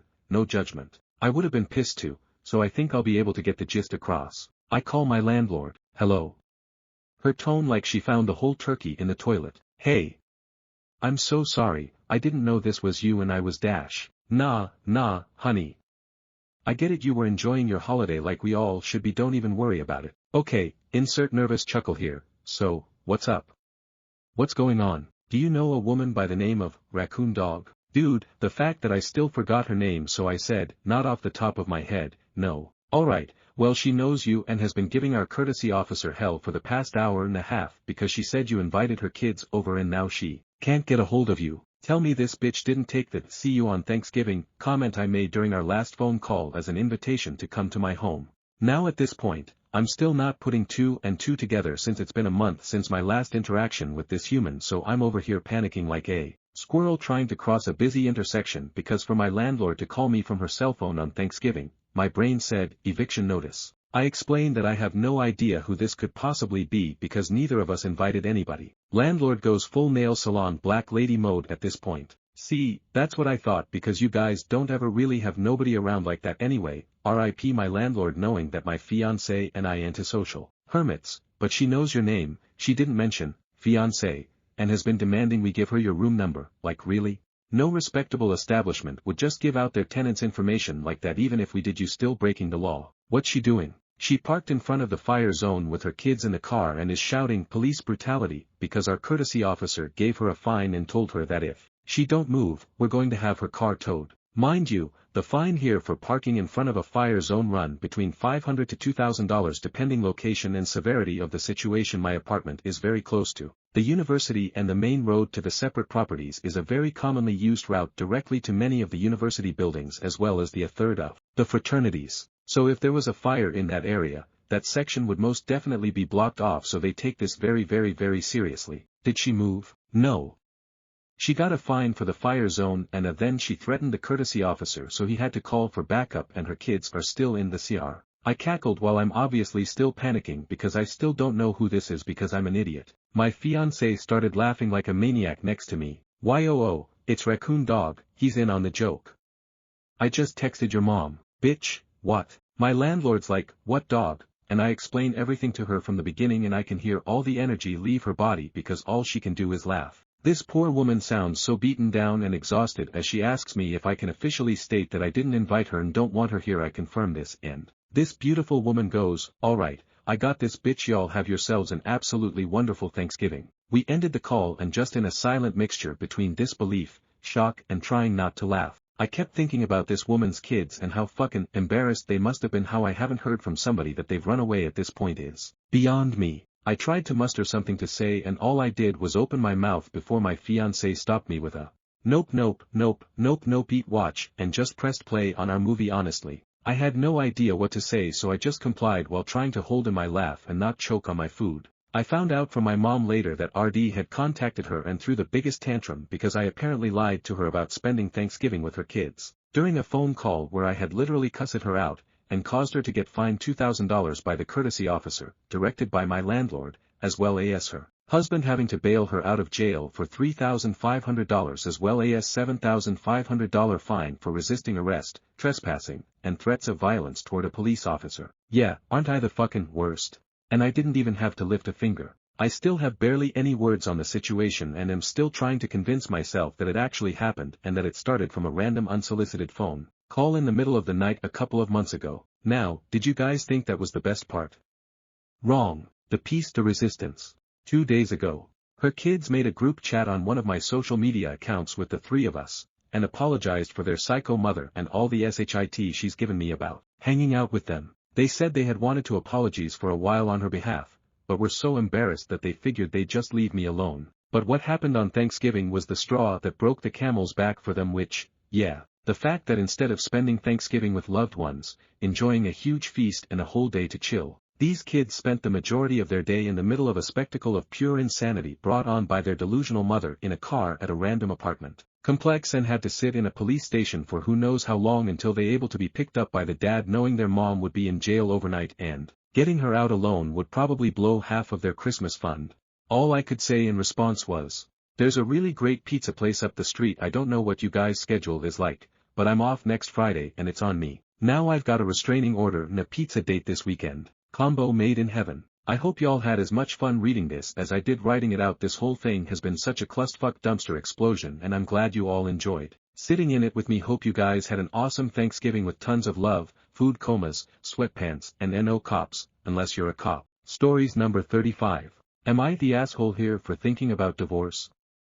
How a depressed friend and a DNA test implode a marriage. Throwaway as my husband knows my Reddit I 34, F, have been with Ken, not his real name, 37, M. Since I was 16. We met in school as he was my brother's friend. We have been married for 10 years, have a 2-year-old son and one on the way. Ken has always been my person, the person who you can't picture life without, and I honestly can't remember not loving him. I grew up with him, he's my everything. Unfortunately Ken has this issue where he takes on everyone else's feelings like to heart. I'm not saying it's a bad thing. However, recently his best friend of 20 years has just found out that his wife has been cheating on him and none of the children are his. Obviously his friend is devastated and is staying in our guest room. He's a nice guy, just life has him down right now. He started the process of divorce. The more time Ken spends with his friend the more depressed he's become and distant. Our mornings used to start where I would wake up at 6 a.m. with our son, make breakfast, then about 8 a.m. I could wake Ken up with a coffee and some breakfast before going to drop little one off at nursery and go to work. Ken works from home most days, only going into the office on a Monday, so I'd give him his coffee, he'd give me a kiss, and then I'd go off on my happy little way. Then I'd finish work, get our son and go home where Ken would be making tea. I'd clean up after whilst he was bathing our son and putting him to bed. I thought this was life. It might sound boring to some, but it was my life and I loved it. Our house was filled with love. We would spend our nights cuddling, talking, watching a movie. Date night once a month. We would take our son out together on a Saturday and then Sunday go visit family or have friends over. You get the picture. I'm rambling, sorry. Anyway, for the past month things have been changing. Ken is more depressed. I make him a coffee in the morning and just get a mumbled thanks. I'd come home from work and the friend and him would be in the living room watching sports. I'm now making tea, bathing our son. Neither of them will barely talk to me. We don't go out on the weekends together. I feel like a single parent. I've tried to talk to Ken about it all but I get one worded answers. Then he stays up till about 1 a.m. which I know it's not super late but I'm passed out by then. I'm exhausted, alone and pregnant. I miss my husband. Yesterday I came home from work and you know when something just doesn't feel right. Well, I went to find Ken to see what he was doing as his friend wasn't in the house but Ken's car was. He was in his office looking up DNA kits for our son. I asked him why and his response was, well, I just want to make sure all the kids are mine before I continue looking after them as I'm not a free childcare. This broke me. When I say I'm devastated it's an understatement, but if he thinks that I've cheated on him then surely the trust is gone. Is there any going back? Am I just being pregnant and hormonal? Would I be extreme for looking for a divorce?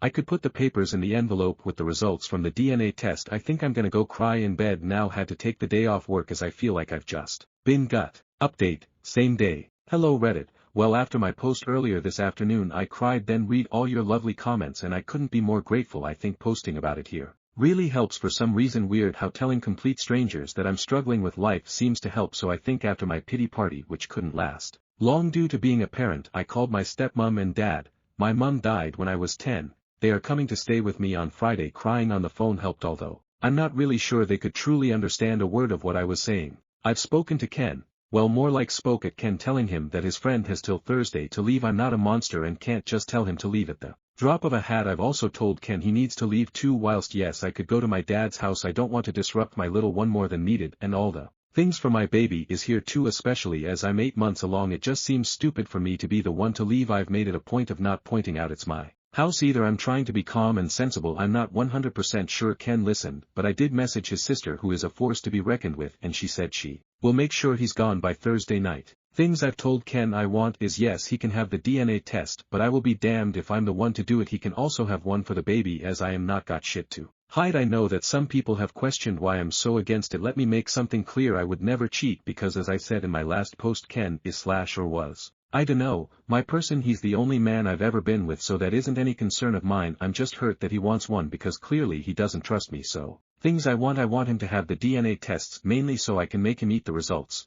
Not literally, I'm just venting. I'm also going to suggest couples therapy. I already see one due to losing my mum and my little sister in a car crash when I was little. I want to suggest he sees one alone, but you can lead a horse to water, but can't make him drink it. I don't want to force him to do anything he doesn't want to do. I want him to maintain contact with our son. Yes, he doesn't believe he's the father right now, but that's no reason he should neglect him, as he's his, and I don't want to upset my son. Yeah, he's only 2, but still he deserves all the love from both his parents. He's done nothing wrong. Then obviously this one, when she comes along, still not sure about the state of my marriage, but even if divorce is what happens, I need to be able to get through to him so he can be the father he was. Am I going insane? Do I sound insane? I don't know why writing here helps so much. Update 2, a week later. Hello again. I don't know how to update posts, so I just had to make another one following my 2 other posts. I will answer some questions. Yes, it is my house. It was left to me when my mom died. I have lived here all my life. I didn't move out because I have a child and one on the way, so why should I be the one to leave? I get that some people believe I was the for asking him to leave, but as I was heavily pregnant, have a toddler, and it's my house, I wasn't about to leave. Yes, he could have stayed, but have you tried living with someone who just wants to argue or just not talk? I'd prefer my child not to live in that environment. Thank you. At the end of the day, I'm a mother first and a wife second. If you think that's harsh, then I don't know what to tell you. My children come first. End of. Well, Ken's friend did leave the day I told him he had till Thursday. He wasn't happy about it and shouted some insults at me, which was amazing. Ken's sister came and picked up Ken. I wish I could tell you what she said, but she didn't say anything in front of me, just kept giving Ken death stares. We did get the DNA test for little one, and Ken is the father. Obviously Ken somehow thinks I've intercepted the results, even though I wasn't the one that did it. I wasn't the one that got handed the results ECT. So he's clearly lost his mind. My dad came over, and whilst I was making tea my waters broke. My little girl is here, she healthy and happy. She was 9 pounds 8 ounces, so no concern of anything with her. I'm now a mum of 2. I am home now, and Ken has been to see his baby girl, although as she's not had a DNA test he disagrees with her being his because his family doesn't have many girls, yet he has a sister. So I just rolled my eyes. I don't really know where to go from here. Ken is refusing therapy. He says there's nothing wrong with him or his brain. I beg to differ. He wants to get another DNA test for our boy but won't tell me when or where, so I can't interfere. Maybe one day he will come to his senses. My dad and stepmom are staying with me for a while to help me with the babies. I'd like to say I'm okay, but honestly my emotions are all over the show. I don't know which was is up. Ken's sister visits the babies, and we have an unspoken rule that we don't speak about Ken apart from when our son asks about him. I wish it was the kind of update where he got the results, seen how much of an idiot he's been, and we move on, but sadly that's not the case. I can't dwell on it too much, just take shit one day at a time. I do miss my person and worry that he's missing out on his baby girl's life already, which if I think about too much I will just sit and cry, but I don't have time for that. As always, thanks for listening to me rant. I might update if anything else happens in my life. Right now I'm still left wondering if I'm doing the right thing here. Is there anything I could do differently? Why are my kids so hard for him to accept all of a sudden? Update 3, about 2 weeks from original. Hello again Reddit. Things have been bizarre, but now I have closure. I know what's happened to my marriage. I know what scum Ken really is. He's not my person and never truly was, so now I just want to divorce him, cut my losses and move on with my life. I'm still at home with my babies, settling into motherhood. My dad and stepmom are still here, but they will be leaving soon once I'm more emotionally stable. To say I'm okay would be a lie, but I now know what I need to do. I have some sort of closure with Ken. I know what happened with him and I know that it's not my fault. Turns out Ken was having an affair and has a baby on the way. Even typing that makes me want to throw up. I found this out when a visibly pregnant lady just knocked on my door and asked me when I would be leaving the house, as, it's Ken's house. When I say this confused the crap out of me, I mean it. I talked to this woman for a while to try to work out what she was talking about. It turns out that she's Ken's side piece. Well, technically in her head she's his fiancée. A month ago Ken got down on one knee and proposed to her in my fucking kitchen. Classy, right? So they have been seeing each other for a while. She's having his baby. She believes I'm the ex-wife who Ken is letting him stay in his house till I get on my feet. We apparently broke up a few years ago and none of my kids are Ken's. When I go to work in the mornings Ken goes to her house and works from there. They were waiting for marriage to move in together. How you trying to marry someone when you are already married? Fucking weirdo. I asked for proof of all this. She has pictures of them together apparently. She has a account that they make content together. I told her we are still married and explained everything to her. I'm not sure what she's going to do, but hey, not my circus, not my monkey. Now I want a divorce. Is it true that once you talk to a solicitor about divorce they can't represent the person you're divorcing? I want to go around our town and meet with as many solicitors as possible, as the first hour is free so that he has a very hard time getting representation. Is that too petty? The house is in my name only and is protected, so there is no way he can take it. I have all my money and we do have a joint account, but that's just what we put our share of household bills in. I haven't spoken directly with Ken. His family have completely cut him off and he's been kicked out of his sister's house. All those people that was concerned about him having tumor or something wrong with his brain, I really don't think that's the case. I think his actions just caught up to him as his lies were going to come out once his baby was born. I think that's what happened. He got backed into a corner and tried to fight his way out. Through divorce process I will get the court to do DNA testing so he has proof for both, even if he chooses to not believe it. I'm mentally exhausted from all of this and sat wondering how I didn't notice. Might have to go for an eye test. But honestly, would I be so wrong for just making his life as difficult as possible to get legal advice, or is that too far? I want him to suffer. New update, 1 year later. I'm finally divorced and couldn't be happier. Well, hello there again Reddit. I'm okay. I totally just forgot about my ramblings on here. LOL. I'm doing okay. I'm officially divorced from Ken. It took a long time to get to this part of my life and in some points I actually felt like I was drowning. Both of my kids had a DNA test through the courts and they are Ken's. He still doesn't believe it. Not my problem though. Ken is now in prison for domestic abuse. I'm not 100% on the details because I wasn't involved. It was his side piece. I'd love to say that sometimes I don't break down in tears and I'm completely over it, but I'm not. I've now gone back to work though after my maternity leave was finished. I got a promotion and now I'm used to living with just us three. My kids keep me going and I'm so proud of them. They go visit their grandparents and dad's side of the family and they have been so lovely and supportive. His sister is still amazing. I don't really know what else to say, just I'm okay. I'm divorced and my children are thriving. I can't thank Ken for a lot of things, but I'm grateful for my children. Stories number 36. My brother died because of me. I don't really know where to start, so I'll give as much context as I can so it makes sense. This whole situation started when I found some mail that showed that my mom had been receiving checks in my name and not telling me, to which I found out that she had been trying to take the money to give to my brother because he was in debt and needed money, which I was obviously very hurt by. So I moved out, got my money, and just wanted to get away from the whole situation and just process and think about everything that was happening. However, my mom kept texting me and calling me repeatedly asking for money, but I told her no, as she didn't even care about me enough to not lie and steal from me. So a week passes and in the middle of the night I get a call from my mom, which I answered because it's the middle of the night and I thought something bad might have happened to her because she at least had the decency to not ask me for money all hours of the day and night. But instead she tells me to come to her house and we talk there. She then tells me that my brother overdosed on a bunch of different pills he had in his medicine cabinet and that his girlfriend found him and called 911. He wrote a note though, saying that he was sorry and that he just couldn't take the pressure of having so much debt and he just felt so heavy and stressed because of it. He said that it's none of our faults and that he loves us very much, but he can't handle it anymore. I know I could have helped him. I feel so guilty now. It's all my fault. Stories number 37. Think I'm going to have to end things with the man I love because I don't want kids. This might be long cause I'm overwhelmed and can ramble, so I added a TLDR at the bottom. I'm sorry.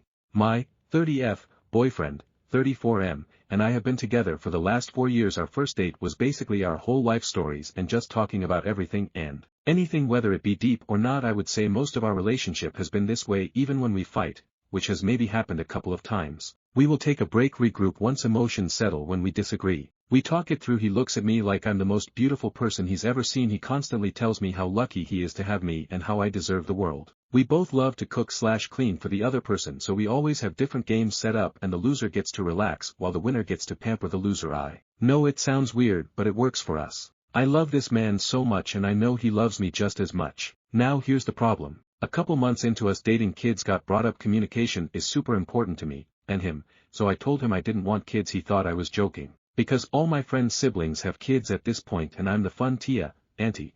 I even put together parties for the kids and fun-themed days when I'm having one-on-one time with them. I do love kids, but I don't want any of my own. I explained that and he said, well, maybe you haven't met the right guy. I had to sit him down and explain that while I do believe people can change, he cannot be with me expecting my opinion about kids to change. He needs to take my not wanting kids at face value instead of hoping that I will change my mind. Because what if I don't change my mind?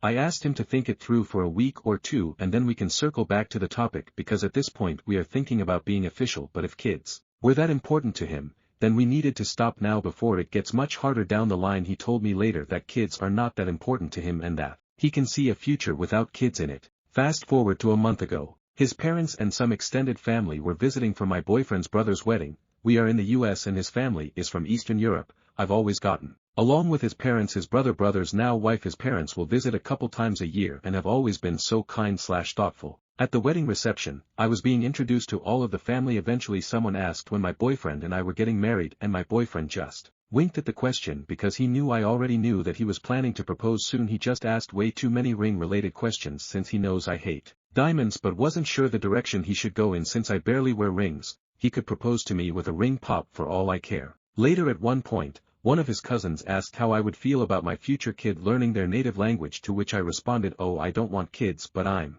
actually learning the language myself. There were a few members of the family around, including my boyfriend's parents, no boyfriend though, and they all gave me the what the hell are you saying look. I didn't understand why I was getting that look, so I just awkwardly laughed and asked everyone not to tell my boyfriend I was learning the language because I wanted to surprise him. I thought it would be cute to respond to his proposal in his native language. I went looking for my boyfriend and found his brother, the bride, instead. We were talking and eventually I asked, hey, is it weird in your culture to not have kids? Cause I got weird looks from your parents when I said I don't want kids. His brother proceeds to tell me that it's not weird but that my boyfriend has always wanted to have kids, so it probably shocked their parents to hear that I didn't want kids. Apparently my boyfriend always wanted at least 3 kids and he had always been super excited about the idea of having kids. I think his brother noticed the look on my face and backtracked a bit, saying something like, wait, fuck, it's not a big deal.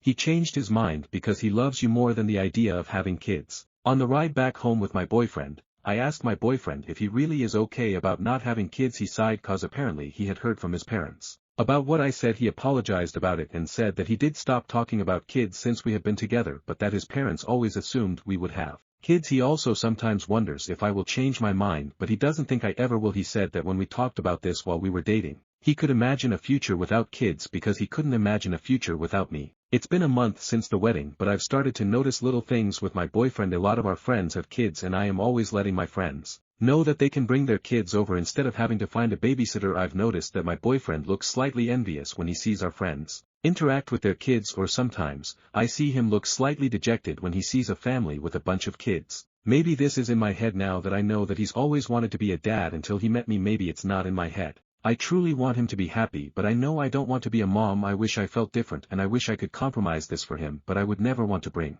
kids into this world knowing I don't want them. That's not fair to the kid, and if him being happy means he finds someone else to have kids with, I will have to live with that. He knows something is wrong cause he said I feel far away lately. I think he knows why. I know I have to sit down with him and fully talk this out. Part of me feels like this conversation will lead to us breaking up because he really truly does want kids. I'm also worried that if he stays with me, he might resent me for not wanting kids like him. I just feel terrible. TLDR, when my boyfriend and I started dating, I told him I didn't want kids and he said he was okay with it. 4 years later, I found out that he's always wanted to be a dad from his family, and now I'm thinking that I can't truly make him happy wanting to live a child-free life, so I need to have a conversation, and I'm feeling terrible because there is a good chance that we might break up over this. Comments. The kid-no kid issue is very real and can cause incompatibility. I think you really need to press your BF on this issue. Maybe take a 2 to 3 week break from him so he can experience life without you to judge for himself. Should he stay with you or move on and find someone who wants children? In the end though, you can only listen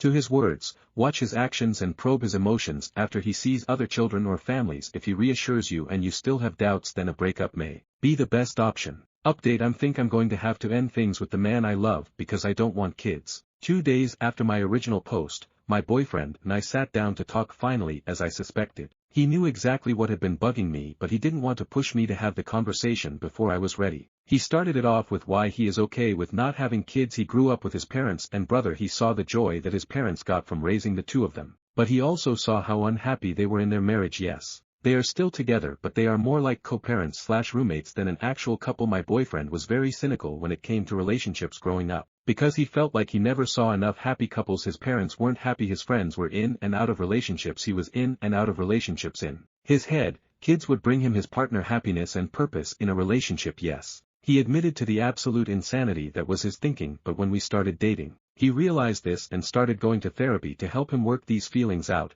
He's been in therapy ever since. He said when he met me, I changed everything for him and that he knew on our second date that he was going to marry me. So when months later I mentioned I didn't want kids, he was disappointed, but the main reason was because the idea of having little versions of me running around was something he had thought about for the months we were dating. And yes, he meant it when he said that he could see a future without kids but couldn't see a future without me. It's why he had been super supportive about me looking into surgeries to prevent kids being a possibility for me. It's why he never even brings up the possibility of either one of us changing our minds. I asked if he was jealous of our friends with kids and he laughed. He said that when he sees a family or sees our friends with their kids, he can see that the relationship between a parent and child is special, but the freedom that we have in our relationship along with the extra funds we have for ourselves far outweigh his past feelings about being a dad. He said that I was his family and if I didn't want to increase the size of our family that he has no problems with that because he's already so happy. He finally found the love of his life, which he never thought would happen, so he doesn't want to mess with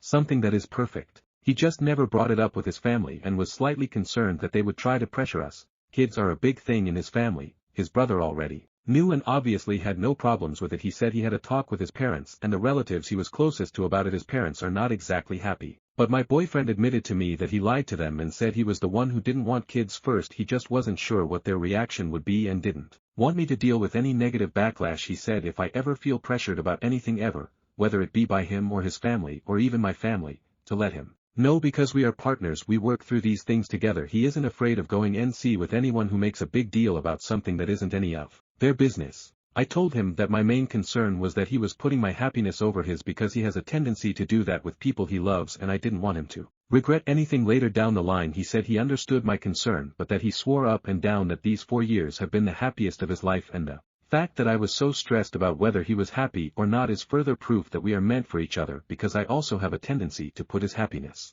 over my own. LOL. He then proposed to me with the original ring he bought the first year we were together. I didn't even know he had bought a ring before. He said he would have done it that first year, but I had made a comment that I wanted to wait at least 3 years before getting engaged. Now he is making significantly more money, so he has been looking to go all out on a new ring. But I really love the ring he originally bought. It isn't big or flashy, but it is a very unique design that is subtle, beautiful. The color is also the same color as my boyfriend's eyes and I'm always gushing about them. He has the kindest eyes, so I told him there's no point in looking for another ring because this one was already perfect. TLDR, boyfriend assured me that he is happy not having kids and loves me, so we didn't break up and we are now engaged. Thanks to everyone who reached out and all the advice. This community really helped. I feel like I'm going to crack. My fiancé and I recently got engaged not too long ago while we were making plans, deciding on rings so on. The proposal was very spontaneous and happened months before my fiancé had originally planned. I also originally planned to accept his proposal in his native language. However, due to events that led up to the proposal, I forgot, so I decided I would just keep taking classes. His brother or brother's wife will only converse with me in Polish when my fiancé isn't around. Then I would surprise my fiancé by giving my vows in Polish. The problem?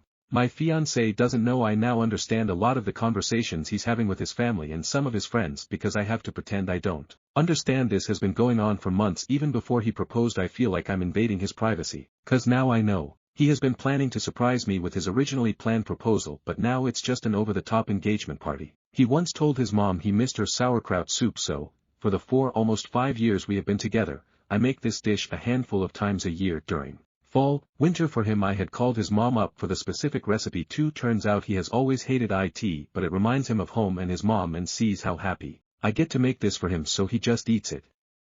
Like I make a big pot only for him to eat, and I don't like sauerkraut. Now it makes sense why he always sends half of it to his brother Sil, who lives walking distance from us. He has been hiding my favorite candies around the house for the last 2 years. I will find my favorite candies in places I was surprised to find them in, like a random drawer here on a shelf there. Like I get so happy and will run to him in my excitement about these random candies I must have forgotten about. Nope, he just buys bags of them and will place them in spots randomly. He just loves how excited I get. I caught him telling his brother when his brother found one of them going through one of our kitchen drawer. His brother thought the whole situation was hilarious cause he's in on the fact that I understood the whole exchange. He has my period in his calendar so that he can be extra mindful, get me my favorite things during the week to help keep my mood up. He has always known that I lied about being a morning person. I said that when we first started dating because he always went to the gym in the morning and would invite me to go with him. 4/5 years later, we still go to the gym together, and, while getting up at 5 a.m. is still a pain for me, it's worth spending that extra time with him, especially since we are both busy people. Turns out if I fall asleep before him, he has trouble sleeping. I snore. I have tried everything. He has never once complained to me about it, but I still use nasal strips. Have a special pillow that I thought helped. However, apparently if I fall asleep after him, he can just sleep through it cause he's a heavy sleeper, so now I make it a point to sleep after him. He hasn't caught on yet, I think. The last thing is something that he has told anyone who will listen: his parents, his uncles, his aunts, his brother, his brother's wife, his friends in Poland, anyone and everyone who speaks Polish. If I'm in the room and he's on the phone with them, he will always look at me with a crazy big smile and tell them that he cannot wait to marry me. Ugh, I love the man so much. I don't think I can keep this charade up for a year. We are planning for a 2024 wedding. I am not good at pretending. I can't keep hiding my face or running out of the room when he is talking to family/friends, and my birthday will be coming up in a few months, so I know he will be planning something and probably think it's safe to talk about it with some people in Polish. I'm going to crack soon, I can feel it. Update: I feel like I'm going to crack soon. A few weeks later, I did end up cracking. My fiancé threw that surprise engagement party for us, that I found out about since I've been learning his native language. It was beautiful and sweet, and he flew his family and my family out to be there as well. We did a toast during the dinner portion of the party, and I decided to do my portion of the toast in Polish, as suggested by a comment on my last post. I explained. In my toast I wanted my learning Polish to be a surprise for the proposal, but since that didn't work out, I wanted it to be a surprise for my wedding vows. However, I didn't count on the fact that I would be unintentionally eavesdropping on his conversations, and what was supposed to be a surprise engagement party for me was spoiled by me. I also went on to talk about the sweet things I found out through my eavesdropping, excluding the bit about the sauerkraut soup because his mom was there. I will take that to my grave, haha, and how it only further proved to me that I made the right choice by saying yes to his proposal, and that while I don't think anyone is ever really perfect, I do know that he is perfect for me. My Polish wasn't perfect, and thankfully my FBIL translated everything to my side of the family. I asked him to early on. Now here comes the absolute shock of the year. I don't know if I mentioned this as any of my posts because there was no reason to at the time, but I am mixed, black Latina, so a big chunk of my family speaks Spanish, myself included. Granted, I usually do speak English with my family and not often Spanish, but my maternal grandparents, who were at the engagement party, do only speak Spanish. I'm pretty sure you know where I'm going with this. After I was done with my toast, I looked over at my fiancé who had tears in his eyes, and he freaking responded to my toast in Spanish. Turns out he was learning Spanish for the last year and wanted to surprise me on our wedding day. While I don't speak Spanish as often as he speaks Polish, so no secrets were spoiled on my end. He wanted me to know that he embraced every part of my life and just wanted to prove that to me by learning Spanish. There were a lot of laughs and tears shed, and both our families made it a point to learn simple phrases in the other's language, so that was really cute to see. All in all, I'm still planning to do my vows in Polish, and he plans to do his vows in Spanish-English, since half my family also only speaks English. Haha, I'm happy I'm not eavesdropping anymore because I did not enjoy invading his privacy despite the sweet things I did end up learning, so that's that. I'm just very excited to spend the rest of my life with this man. Stories number 38. My boyfriend, M32, read my journal, F29, and is shattered. Can this be saved?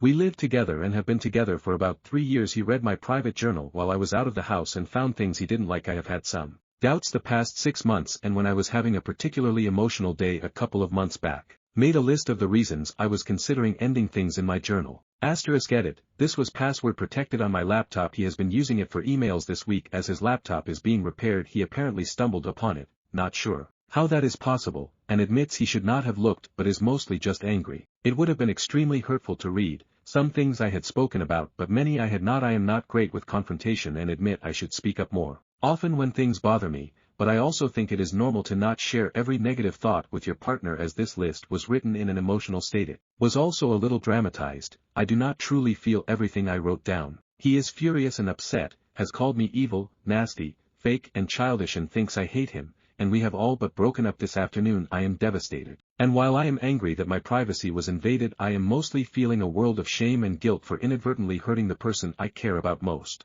Wondering if anyone has been through anything similar and whether this may be overcome or perhaps not. Opinions on the above welcome. Stories number 39. Am I the asshole here for sending my sister flowers anonymously and making her husband upset? I am 37, have always been close to my sister, 35, we talk regularly, and during one such conversation, she told me she's been feeling really depressed/overwhelmed lately. As we were talking, I could tell she was holding back tears, so I decided to do something nice for her. I contacted a local florist and put in an order for some flowers. I had them delivered to my sister's place of employment with a note reading, "Thinking of you." A few hours later, the florist called me up and told me a man has been calling them non-stop and demanding they tell him who sent his wife flowers. They tried to explain that it was against their policy to reveal that information, but the man wouldn't talk no for an answer. Apparently he became so aggressive and threatening over the phone. The shop called me up and asked my permission to reveal the name of the sender to the man being my brother-in-law. It turns out, my sister had called her husband and thanked him for the flowers. He told her he hadn't sent any flowers and accused her of having an affair. He believed her affair partner had sent them to her, which is why he called the florist like a lunatic, demanding names. Now my sister is more depressed than ever and she's been fighting with my brother-in-law ever since. My friends think I should have included my name on the card. Had I done that, they say, this blow-up would have never happened. I say it's my brother-in-law to blame, as he was the one who can't control his temper. So Reddit, am I the asshole? Stories number 40. Am I the asshole for fat shaming my brother's girlfriend?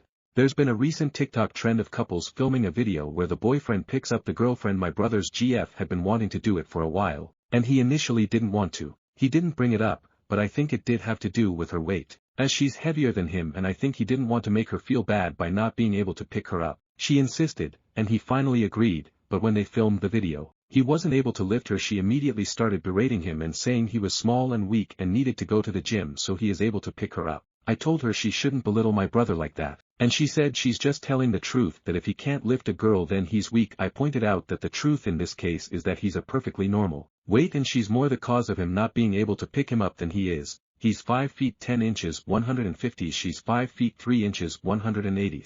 She called me a body-shaming asshole and left, and a lot of her friends are telling me now I'm an asshole too for body-shaming her. I don't think that's fair. Am I the asshole? Stories number 41. Am I the asshole for not renting out my spare room, simply because I like living alone? I'm copying the context from my previous post. I'll edit away little mistakes I made. Gonna add a little too. I'm sick of roommates and I'm sick of telling people they can't move in with me. I'm 28, am unmarried, no kids. I have a lovely partner who will be my wife one day, but not for a little while. I have a 2-bedroom apartment. I love this place. I've lived here for a total of 4 years. I moved out for 18 months and then came right back, bought a fixer-upper. That was more fixer than upper. I get a good deal on rent. I like the property manager. My 2 brothers are my actual neighbors. My best friend and his girlfriend live here. It's nice, it's spacious, it's quiet, it's in the middle of my small town. It's perfect. I also like living alone for no particular reason. I like my space and my quiet. I don't want to have to worry about navigating someone else's comfort in my own living space. Maybe that makes me an asshole, but it's how I genuinely feel. I don't want to come home after working a 12-hour day to discover that someone is making a grand meal in the kitchen, or that my roommate just used up all the hot water. I don't want to tiptoe around at midnight, when I'm just getting home, because my roommate is sleeping. I don't want to worry about the stranger that my roommate invited over without talking to me first. I'm not social. I'm an introvert and a homebody. I go out when I need human contact. I don't need it at home. A year ago an army buddy asked me if he could move in with me. His name is Zach. Zach knew I had a spare room. He had nowhere else to go. He caught me at a very vulnerable moment, and I said fuck it, and I let him move in under 3 conditions. He had to get a job within 3 months, he had to hold that job, and he had to clean up after himself. He missed rent here and there. He was a bit of a bum. I gave him plenty of space. He really didn't bother me directly. We passed like ships in the night. Most of the time I was working. He got a job and met my first 2 conditions. We were busy for a year. I had faith in him that he was cleaning up after himself, behind closed doors. Turns out, Zach was not cleaning up after himself at all. He admitted he didn't sweep or dust his bedroom for the whole year. He ate in his bedroom and didn't clean up the food, wrappers, fast food bags, etc. He'd drop stuff on the floor, and then kick it underneath the dresser or bed. Zach rekindled a relationship with his ex-girlfriend. His life started falling apart. He missed rent for a third time. I told him he had to go. He understood. He found a place with his girlfriend. It then took him a month to get his spare bedroom worth of shit out of my apartment. I had to harass him to come get his stuff. He made tons of excuses and then he'd come grab 2 or 3 things and leave over the weekend. I went through the last of his stuff, set it all aside, and I took inventory of how fucked up he left my spare room. It was bad. Yesterday I made him come back and scrub the food and mold off of the walls in the bedroom. I made him fix the towel rack he ripped off the wall. I made him scrub the shit stains off of his toilet and mop up. It was a disaster. He left all of that shit behind, and he assumed I was just going to clean up after him. While Zach lived with me, a guy named Bryce started to harass me about moving in with me. He wanted me to kick Zach out so he could move in with me and get out of his parents' basement. Bryce is a little bit off. He lacks social awareness. He's a guy I went to high school with, but I wouldn't call him a friend. I know his family well, but that's as far as my relationship with Bryce goes. I told him no very firmly 5 or 6 times before I finally told his mom to talk to him about being pushy and annoying. Insert Bailey. Bailey and I have been roommates before. He is a lot like Zach, except he can hold down a job without being told to. Bailey is my friend for sure. I love him, but I don't want him to move in. The second Zach started packing his stuff, Bailey asked me if he could move in. Why? Because I have an open room and he is divorcing his wife. Bailey comes with a 5-year-old every other weekend. I told him no several times as well, and he just keeps asking. He's guilt-tripping me now and I'm getting pissed off. Mitch lives with someone, him and that someone isn't getting along. Hey, can I move in with you instead? No. Philip at work can't afford his rent. Hey, can I move in with you? No. My mother suggested that my brother and I consolidate apartments to make things cheaper. No. I'm sick and tired of rejecting people. I'm sick of explaining myself when I say no. I always have to explain why, and my explanation, that I like to live alone, is never enough for people to stop asking me. I've lived with a girlfriend and fiancé before and it was wonderful. That's a different level of compatibility and comfort that I'm okay with. That's ultimately the goal with my current partner. I see this happening within the next 6 months. Maybe wanting to live with a partner instead of a crusty dude who doesn't have his life together makes me a hypocrite. Maybe I'm an asshole. I feel bad sometimes because I know it would improve other people's lives if I let them move in, but at the same time, I would be letting them move in at the price of my comfort in my home. I also don't have any faith in them that they're going to be good roommates. Zach took that faith away. Anyways, thank you Reddit. Stories number 42. Am I overreacting for giving my husband a reality check and telling him we should divorce? So I, 27F, and my husband, 35M, have been struggling for some time regarding our lifestyle. He's always wanted me to be a traditional housewife. That's great, and I would be one if he could actually manage his finances. I have to work in order to keep us afloat, but he always blames me and makes me out to be the reason I can't stay home because I have a car bill and insurance he can't afford. However, due to his ridiculous spending, he only has $70 after every paycheck and relies on his parents for money. I told him one way to solve our problems would be to divorce. He pays for the house and bills, but I pay for groceries, everything our kids need, and my own bills. He doesn't buy me or the kids anything, and I don't ask him for money either. However, I'm so tired of him being upset he can't have his trad wife and telling me it's my fault I can't be one, and honestly, I don't want to be one. I am putting myself through school so I can have a career. I love what I do. I didn't marry him for money or to be taken care of, but guilt-tripping me over not being the one provider of our kids is getting to me. So I said we should divorce. I should qualify for state insurance. My loan options for school would be better and I could get school fees for our kids waived. All of these things added together wouldn't save him a ton of money, but it would save US hundreds a month. I told him the only way to get his trad wife was to get a better job or divorce me. He's obviously upset, but I'm just so over this. He said the idea of divorce is an overreaction, but I feel like I'm just being real with him. So am I overreacting? Side note, I've seen comments saying I'd be committing fraud to divorce just for assistance, but I've been on state insurance before and I know it's based on household. I do realize I'd have to move out, parenting agreement, etc. I felt the need to inform him of a divorce because if he can't afford me and the kids, 2 girls, he needs to go find a trad wife he can afford. For those wondering why I married him, this recent trad wife thing was a new thing after we got married. When we met, he supported my studies and desires for a career. He would brag about what I do to people and I loved how supportive he was. After our daughter was born was when I slowly noticed he wanted a change in lifestyle. Daycare is so expensive, and that started the trad wife idea. He didn't think it was worth it to pay $1,000 a month, and I also did find the price tag for daycare insane. Slowly he became more adamant about me leaving my job and staying home. Also, yes, I would stay home if that's what's best for our kids, but that doesn't mean I'd stop working on my career. I'd keep attending and get my master's degree. During that time I would never just forfeit my career and school so easily. Update. We decided to get together this morning and address the divorce suggestion I made. He is not much of a talker, but explained to me that he thinks that the way I live seems so hard he wants me to have it easy. I told him easy doesn't always mean happy. I work hard because I want the job of my dreams, forensic counselor. Accomplishing my dreams and goals is what will truly make me happy. However, I told him if we absolutely needed me to stay home, he didn't work remote anymore. Mom stopped watching the kids on days I worked. I would. As of right now we both agreed I will continue working and stay in school, and if an event arises where I need to stay home, that's when it may be most appropriate. However, for the time being we both agreed it was best to not merge bank accounts. We planned to do bi-weekly check-in, where we share our expenses. We went through and reviewed our expenses this morning and I realized he was buying me things off credit cards and I hadn't realized it. I made it clear to him that if he had to buy me something with a credit card, I didn't want it. I also told him it doesn't make him any less of a man or husband to ask his wife for financial help from time to time while he was swiping his credit cards just to get by. I might have had enough money in the bank to cover those expenses, but because he didn't tell me,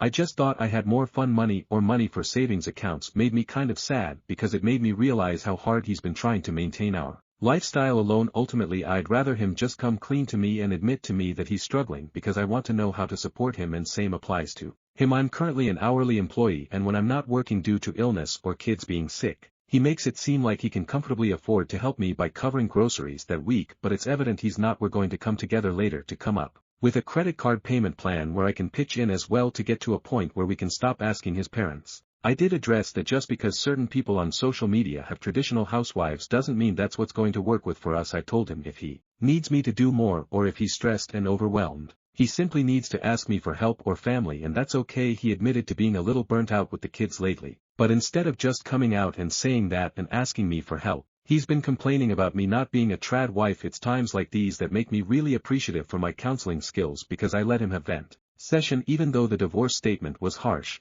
I think it finally gave him the push to come clean about how he's really feeling. He's not the most expressive nor talkative person on the planet, and that's something we have been working on. I did show him this post and we did read some of your comments together. Ultimately, he wasn't too happy, which I told him I completely understood, but I also told him what would make him that terrible person was him choosing not to listen to me, collaborate, and move towards solutions. It was definitely hard for us to read some of these comments, but ultimately hard truths are still truths, and we're grateful for everyone's advice and opinions. Stories number 43. I work in healthcare and am unfortunately not surprised by the murder of the UHC CEO. I work in a medical clinic, and suffice to say, insurance is very much the villain to patients in my line of work. United Healthcare specifically. A few months ago, United Healthcare rolled out brand new patient summary forms, PSF, as a form of prior authorization. This came out of nowhere and frankly pissed off a lot of patients. With these forms, patients are now required to list their symptoms and pain levels, and in turn,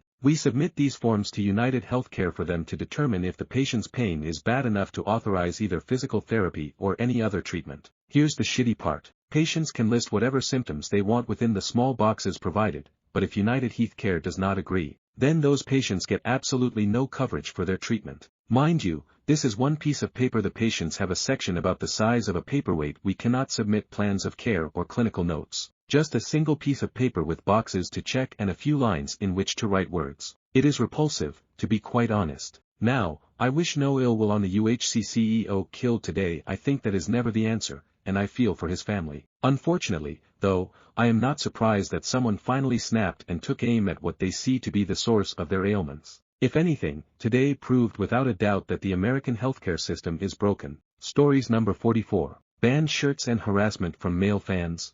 To preface this post, I am a huge metalhead, and I also write articles for my college newspaper, specializing in rock and metal news as well as general arts entertainment. Gene Simmons of Kiss recently made an appearance on a podcast where he said rock is dead, and I'm working on an article which evaluates this statement and how true it is. I basically came to the conclusion that rock is less mainstream but hardly dead. Part of his argument was the banned shirt debate. He described a story of his son trying to talk to a girl using her Rolling Stones shirt to break the ice. She denied knowing the band, its songs or members. Apparently, she assumed Mick Jagger was a serial killer. Regardless of his truthfulness of the story, it made me curious about this. I've heard about guys who do this, who just accost women in band shirts and demand that they name a number of songs or band members. I've never really been accosted for my band shirts, even though I wear them on a daily basis. Maybe it's because I'm on the butcher side of things and guys know I'm probably off the table anyways. Maybe it's because I'm like 6 feet 1 inch and they think I'll fuck them up. One guy tried when I was wearing my Judas Priest shirt. I just laughed and rattled off a couple of my favorite albums from them. My question for y'all is, have guys tried to harass you or hit on you for wearing band shirts? Did you fake not knowing anything about them just so they won't talk to you? Anyone who legit just buys band shirts just to wear and not listen to the music? If so, why? Stories number 45. You're not allowed to struggle with dating anymore. According to Reddit, if you're not currently in a relationship, dating, hooking up or whatever, then you're a terrible human being. Your personality sucks, your looks sucks, your mindset sucks, your everything sucks, you have to change everything, you can't just be a human anymore, you have to be someone. You can't even be alone without it meaning you're failing somewhere. Imagine living your life thinking dating/love is some special thing that everybody has to experience. Imagine being so blind to the reality of life that you think we live in some fairy tale where everybody happily falls in love. I'm literally all for people falling in love, but for people to sit here and constantly say, it's your personality, is such bullshit. You guys seriously can't think openly or empathetically for 2 seconds and just realize that people can simply just struggle, without it meaning they're doing something wrong. What a terrible society we live in where simply existing isn't enough anymore. I am not talking about me in this post. I am happily single, but nobody on Reddit seems to understand that you can be a completely good person to date yet still struggle. Stories number 46. Am I the asshole for buying an Android phone instead of an iPhone, thus probably causing illness symptoms for my mother? Hey everybody, after 4 years of having an iPhone SE, and more of having other iPhones, I, age 22, recently bought an Android phone, Samsung A25. This has lots of reasons, mainly storage issues, and my mother controlling me over the Find My application from Apple. She uses this to get herself more relaxed. Sometimes she has digestion problems when my phone is apparently stuck in a shopping mall overnight, because the battery died. Just to give an example, I am not able to turn the location of, I don't know the password to the Apple ID, only my parents do, and they obviously don't give it to me for this reason. So I had to buy a new Android phone as I consider myself old enough to live without their supervision. I had a phone call with my father today, and he seemed not happy for what I had done. I am the first in my family not to have an iPhone. We need to transfer all data etc., and my mother will probably suffer under psychosomatic effects. I should say that I'm a student, so I don't have a regular revenue and depend roughly half on my parents when it comes to money. Am I the for buying this phone? Stories number 47. Karen at Walmart cash office going nuts over $4 fee. My fiancé just told me this over text, so I just wanted to share this. I'm currently at work writing this LOL. My fiancé, 22 female, got off work with her check and my dad drove her to Walmart to cash her check at the cash office. When she got there was already a big line. Like 10 people at the front of the line was Karen, who was arguing with the teller over the $4 fee Walmart charges to cash checks. They just take it out of your check. She apparently argued for 15 minutes before my fiancé spoke up. It's $4, I'm paying my fee too when I get up there. If any of us get up there, the Karen turns to her and says, well, $4 can mean a lot to some people. She replies, $4 mean a great deal to the 10 people behind you. If you just pay it and go, God I love her LOL. The teller audibly agrees with my fiancé and the enraged Karen turns back to the teller and argues some more. At this point the manager arrives and tells the teller to give back the check and for the Karen to leave. Karen was absolutely furious and the manager gets Walmart security to take her away. Apparently while that happened the Karen was tearing up either her own check or the envelope it came in. My fiancé couldn't tell. The guy behind my fiancé said, glad that bitch is gone. There's apparently more details that my fiancé will give in person, so I'll update when I get home. Edit. I meant to do this update last night but forgot. It's not much, but I got a few more details. Apparently at some point the Karen was slamming her hands on the cash office desk and sorta hoisting herself up on it to get more in the teller's face. At that point the teller was getting scared and it looked like she hit one of those buttons under the counter to call the cops. It wasn't Walmart security that took her away, it was straight up the cops. They didn't put her in cuffs but both cops held her by her arms. Also she wasn't given back her check. The manager that confronted her told her that she could take her check back if she wanted. The Karen huffed and took it forcefully and seemed to start shredding it right there. Man, people can get so caught up in their entitlement and anger that they can waste their own money like that LOL. Also for those asking about why we using checks, for some people their credit is too bad or they're working under the table so a bank won't give them an account for direct deposit. For us, my fiancé moved 2 hours away from her home to live closer to me in an apartment and we just haven't set up her account on my bank account. Stories number 48. Aita for refusing to pay for my niece's emergency wedding dress after she ruined her first one. Edit. A few people have mentioned they think this story is fake and made me pictures of myself not being 47. Don't do this, it's weird. I posted this for a close family friend, who I call an aunt, to prove to her she shouldn't pay for Tessa's things. In any future updates I will continue telling the story from her perspective. Sorry for not mentioning before 3. So, my niece, Tessa, 24F, is getting married in 2 weeks. She's very particular about her wedding, and we've all heard her talk about her dream dress for over a year now. It's this big, expensive designer gown that my sister, her mom, took out a small loan to pay for. Last weekend, Tessa threw a bridal brunch with her friends and decided it would be fun to wear the dress for a little photo shoot at the park. This was a terrible idea because, 1, it had rained the night before, and the ground was still muddy, and, 2, they brought champagne to toast during the shoot. You can guess what happened. Tessa tripped while posing, fell face first into the mud, and spilled champagne all over herself. To make it worse, her maid of honor accidentally stepped on the train while trying to help her up, ripping part of the skirt. The dress is now completely trashed. My sister sent it to a cleaner, but they said it's beyond repair. Tessa freaked out and started blaming her friends for not being careful enough around the dress. Then, she turned to me. Why me? Because I, 37F, am the wealthy aunt. I own a small business, and while I'm doing well, I'm not rolling in money. But Tessa and my sister think I should foot the bill for a replacement dress since I can afford it. Their reasoning? It's an emergency, and family helps family. I refused. I told them I wouldn't be rewarding Tessa for her poor decision to wear her wedding dress to a park. My sister got angry and said I was punishing Tessa for making a mistake on what's supposed to be the happiest day of her life. Tessa has been crying to anyone who will listen about how I'm ruining her wedding. Now my family is split. Some say I should just pay because weddings are stressful, and Tessa is young. Others agree that it's not my responsibility. My husband thinks I should stand my ground, but my mom called me yesterday, begging me to fix this for the sake of peace. Aita for refusing to pay for the replacement dress. Or should I just suck it up to keep the family from imploding? TLDR, my niece ruined her expensive wedding dress by wearing it to a muddy park for a photo shoot and now expects me, the wealthy aunt, to pay for a replacement. I refused, and now my family is divided, with some saying I should help for the sake of peace and others agreeing it's not my responsibility. Aita. Stories number 49. I feel like my husband, 26M, puts things off until I, 26F, end up handling things myself. My husband and I have had a rocky relationship. It's been 3 years since we've been married, and I always hoped it would get a bit easier. I feel like we've tried a lot of different things to improve our relationship, but I often find myself feeling defeated and sad because it seems like nothing will ever change. Right now we're in the process of moving. I stayed behind to finish things up at our house and he's gone ahead to start working. We're literally starting from scratch. I sold everything, including our cars. We have to have a car, so I asked him to buy a car and have it ready for us once I'm ready to move. He's met me with so many excuses and I'm just tired. I'm finally flying to meet him next week, and there's still no car. It's been a month. He mentioned to me offhand the other day that he was planning on buying a car once I fly in, but doesn't that defeat the purpose? All I asked was that he had one ready for when I arrived. I really don't want to go car shopping the second I get off the plane. I was excited and hopeful about the move, we talked about how things were going to change and he seemed so motivated, but now I feel defeated again. I don't even feel angry anymore. What was I expecting?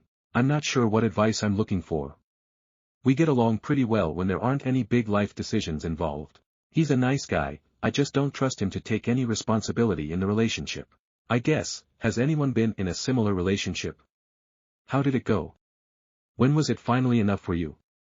Is there anything that can change? I'm really interested in starting couples therapy, but I'm afraid of putting effort into something that might not even work. Comment. Hoping things get better almost never works.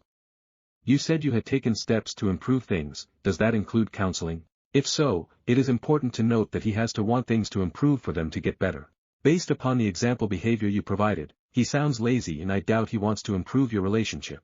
If you have hit this point, it is probably time to cut your losses and move on. I'm sorry, and good luck. Update, I feel like my husband, 26M, puts things off until L, 26F, end up handling things myself. Hi Reddit. I made a post 3 years ago about my husband not taking the initiative when it came to purchasing a new car after a big move. My post didn't get too big, but I've always liked seeing updates and a lot has changed in 3 years. So, I decided to log back in and make my own. I don't know how to link the original but please take a look at the post history if you want to see my first post. After making the post, my husband had made an appointment to go look at cars. I remember feeling really good about everything in that moment. I felt a huge relief knowing that this big thing was finally getting taken care of. When his appointment came, my husband called to tell me some good news. He had seen one car, decided it was good, and told me that this is the one we would be buying. While he was still in the dealership, I asked him to tell me the details like how much the interest was and how much the car cost. I asked him if he had compared it to Kelley Blue Book to see if it was a fair deal. My husband was kind enough to ask the salesman everything, but after each question he would add, "I'm sorry my wife is making this so difficult." I was pretty hurt and embarrassed by this, and told him so, but he said all my questions were frustrating and were slowing down the process of the one thing I had asked him to do. In the end, he decided to wait for me to arrive so that we could sign for the car together. I ended up getting picked up from the airport and taken straight to the car dealership. We got a good interest rate on the car, but we ended up overpaying by about $7,000. I should have said no to the car and just looked myself, but I was young and embarrassed and I felt like I wasn't being supportive. Thankfully, that car ended up being our only shared piece of property in our divorce. I didn't trust him to refinance the car, so I ended up taking it. We owed so much more money on the car than what it was worth that I couldn't get it refinanced for several months. I ended up trading it in, and even though I'm still in the hole financially because of it, I am so much happier now. We did try therapy before ultimately divorcing. My ex-husband was quite the prodigy. He was cured, his words, not mine, after a week. He said that he had it all figured out and didn't see the point in continuing. He also told me that he was the only one who had ever put any effort into the relationship, and that it was 100% my fault that we were divorcing. He told me that no one would ever love him again if I left and that he might as well off himself because there's no point in going on. When that didn't work, he said that no one would ever love me again and that I was lucky that he has stayed around as long as he did. He then asked me if I would forge his signature on the divorce documents because I was basically forcing him to do it anyways. I did not. Anyway, I'm happy to report that he was successfully able to move on from the trauma I put him through. He's still around, but I've kept my distance because I can't be bothered, so I'm unsure of what he's up to. I was able to find someone after some time. My boyfriend is so kind. Sometimes I feel like it's too good to be true. Then again, I get Twitter-pated when he does simple things like taking out the trash, cooking, or maintaining a full-time job, so the bar is in hell. He's a great guy, and he does more than the bare minimum I promise. Looking back, I knew that I wanted a divorce, I just wasn't ready to admit it. My ex-husband didn't love or respect me. I didn't put many details of the relationship in my first post, and I don't really feel the need to put it all out there now. But I know now that if someone truly loves you, they make sure you know. Stories number 50. Aita for confronting my mom after being left out of family vacation. Today I sent my mom a text message to tell her I'm pissed about being left out of family vacation. So, this story really begins around September. My family was going to go on vacation to Tampa for Thanksgiving as opposed to cooking. However, Helene ravaged Florida, so my family decided to cancel the trip. I live in western North Carolina, which also destroyed by Helene, so I was receptive and understanding of the situation. I was under the assumption that Thanksgiving would occur as usual. Around a week ago, I was texting my aunt about something unrelated and she mentioned that the family was going on a 5-day cruise to Mexico. I was taken aback by that, and asked her if it was to compensate for the fact they had to cancel the trip to Tampa. She said yes. Apparently, this trip was scheduled immediately after the family received news about the state of Florida after Helene. My mom decided she wanted to withhold that information from me as to not hurt my feelings, but really, I know it's because she didn't want to pay for me, which would have been fine if she just told me. My mom has issues with communication, so we have a rocky relationship. She has a history of abuse, and we overall don't get along very well. I expected this kind of thing from her, but it really hits hard lately since I've been struggling with mental health. When I texted her about how I felt, she told me I was being dramatic and it made no sense that I was so wound up about it. Really, it isn't the fact they went, it's the fact they hid it from me. I tried to tell her that I would have been fine about not going if she had told me instead of hiding it for months. Aita. I don't really know if I'm being dramatic. Stories number 51. Neighbors thinks I breed rats in my greenhouse. I've lived in the house I own with my husband for 12 years. It's a terrace built in the 1860s with lots of things like coal shuts and cellars that undercut other people's properties. We live near farmland and were told when we bought it that rats were in the area and to keep a good supply of rat wire to keep them out. There has never been any sign that there have been rats in our house, but we know others have had problems. On to the weirdness. My neighbor and I were on decent terms until he decided not to be and called the council on us for having a compost bin. The water company for something that was found to be his fault. They ruined my 40th birthday by constantly calling round, and he tried to call the police because I laughed at another neighbor calling him a bellend. He threw a fit when we decided we would no longer communicate with him unless absolutely necessary. So he started claiming to anyone who would listen that I trap and breed rats in my greenhouse. He loudly told an exterminator he'd called after seeing one whole rat in my garden this, and I was amused and appalled. I found out when having a casual chat with another neighbor at the bus stop that he's been making these claims for over a year and then heard it again from the man himself telling someone else. Not once has he mentioned it to us, and he will use any excuse to try to get us to talk to him. The exterminator was adamant that if I was breeding and keeping rats in a 3 by 2 meter greenhouse then the smell and the noise would be unbearable, but the neighbor is undeterred from his delusion. His partner has been in my greenhouse when I showed her my tomato plants and asked if she wanted the excess crop, so she has been trying to tell him that he's delusional too. We've installed cameras in case he tries to take matters into his own hands to prove I am the rat queen, and have been loudly talking about how ridiculous this situation is in his earshot. We know he has issues and has fixated on me as a malign force, another reason for the cameras. We are compiling a spreadsheet of his odd and harassing behavior over the years. I know I'm not breeding rats and do not fear anything he tries to do, but wanted to tell internet strangers to get it off my chest and in the hope that someone will find it amusing. Update. Hi all. Thoroughly enjoyed the comments on my last post and thought I'd give you a quick update. Just to remind everyone that I'm in the UK. This morning I got a letter from the council's environmental health department to say that my garden was infested with rats and that I had to take immediate action. So I did. I called the extermination company to ask for a statement that there are no rats in my garden or greenhouse. They are happy to oblige. I spoke to all my nice neighbors and they are also happy to vouch that they have seen no evidence of an infestation and find the rat breeding story both bizarre and hilarious. I wrote a very polite and detailed email to the named contact at the council to say, paraphrased of course, that this is the work of a colossal prick and I am considering suing him for malicious complaint, harassment and slander.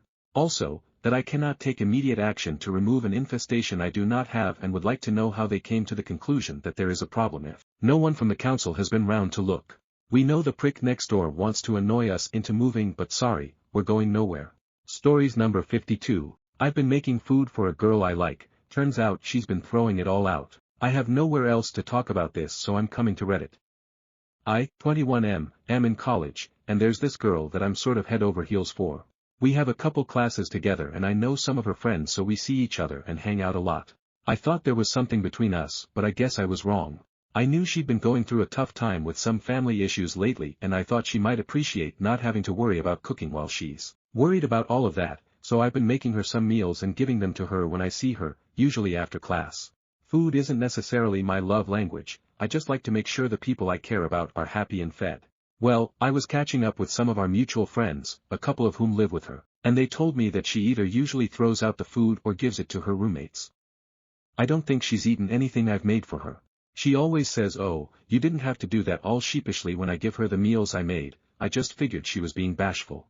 I wish she would have just told me to stop so I could have saved some time and energy. I don't know, I'm just upset.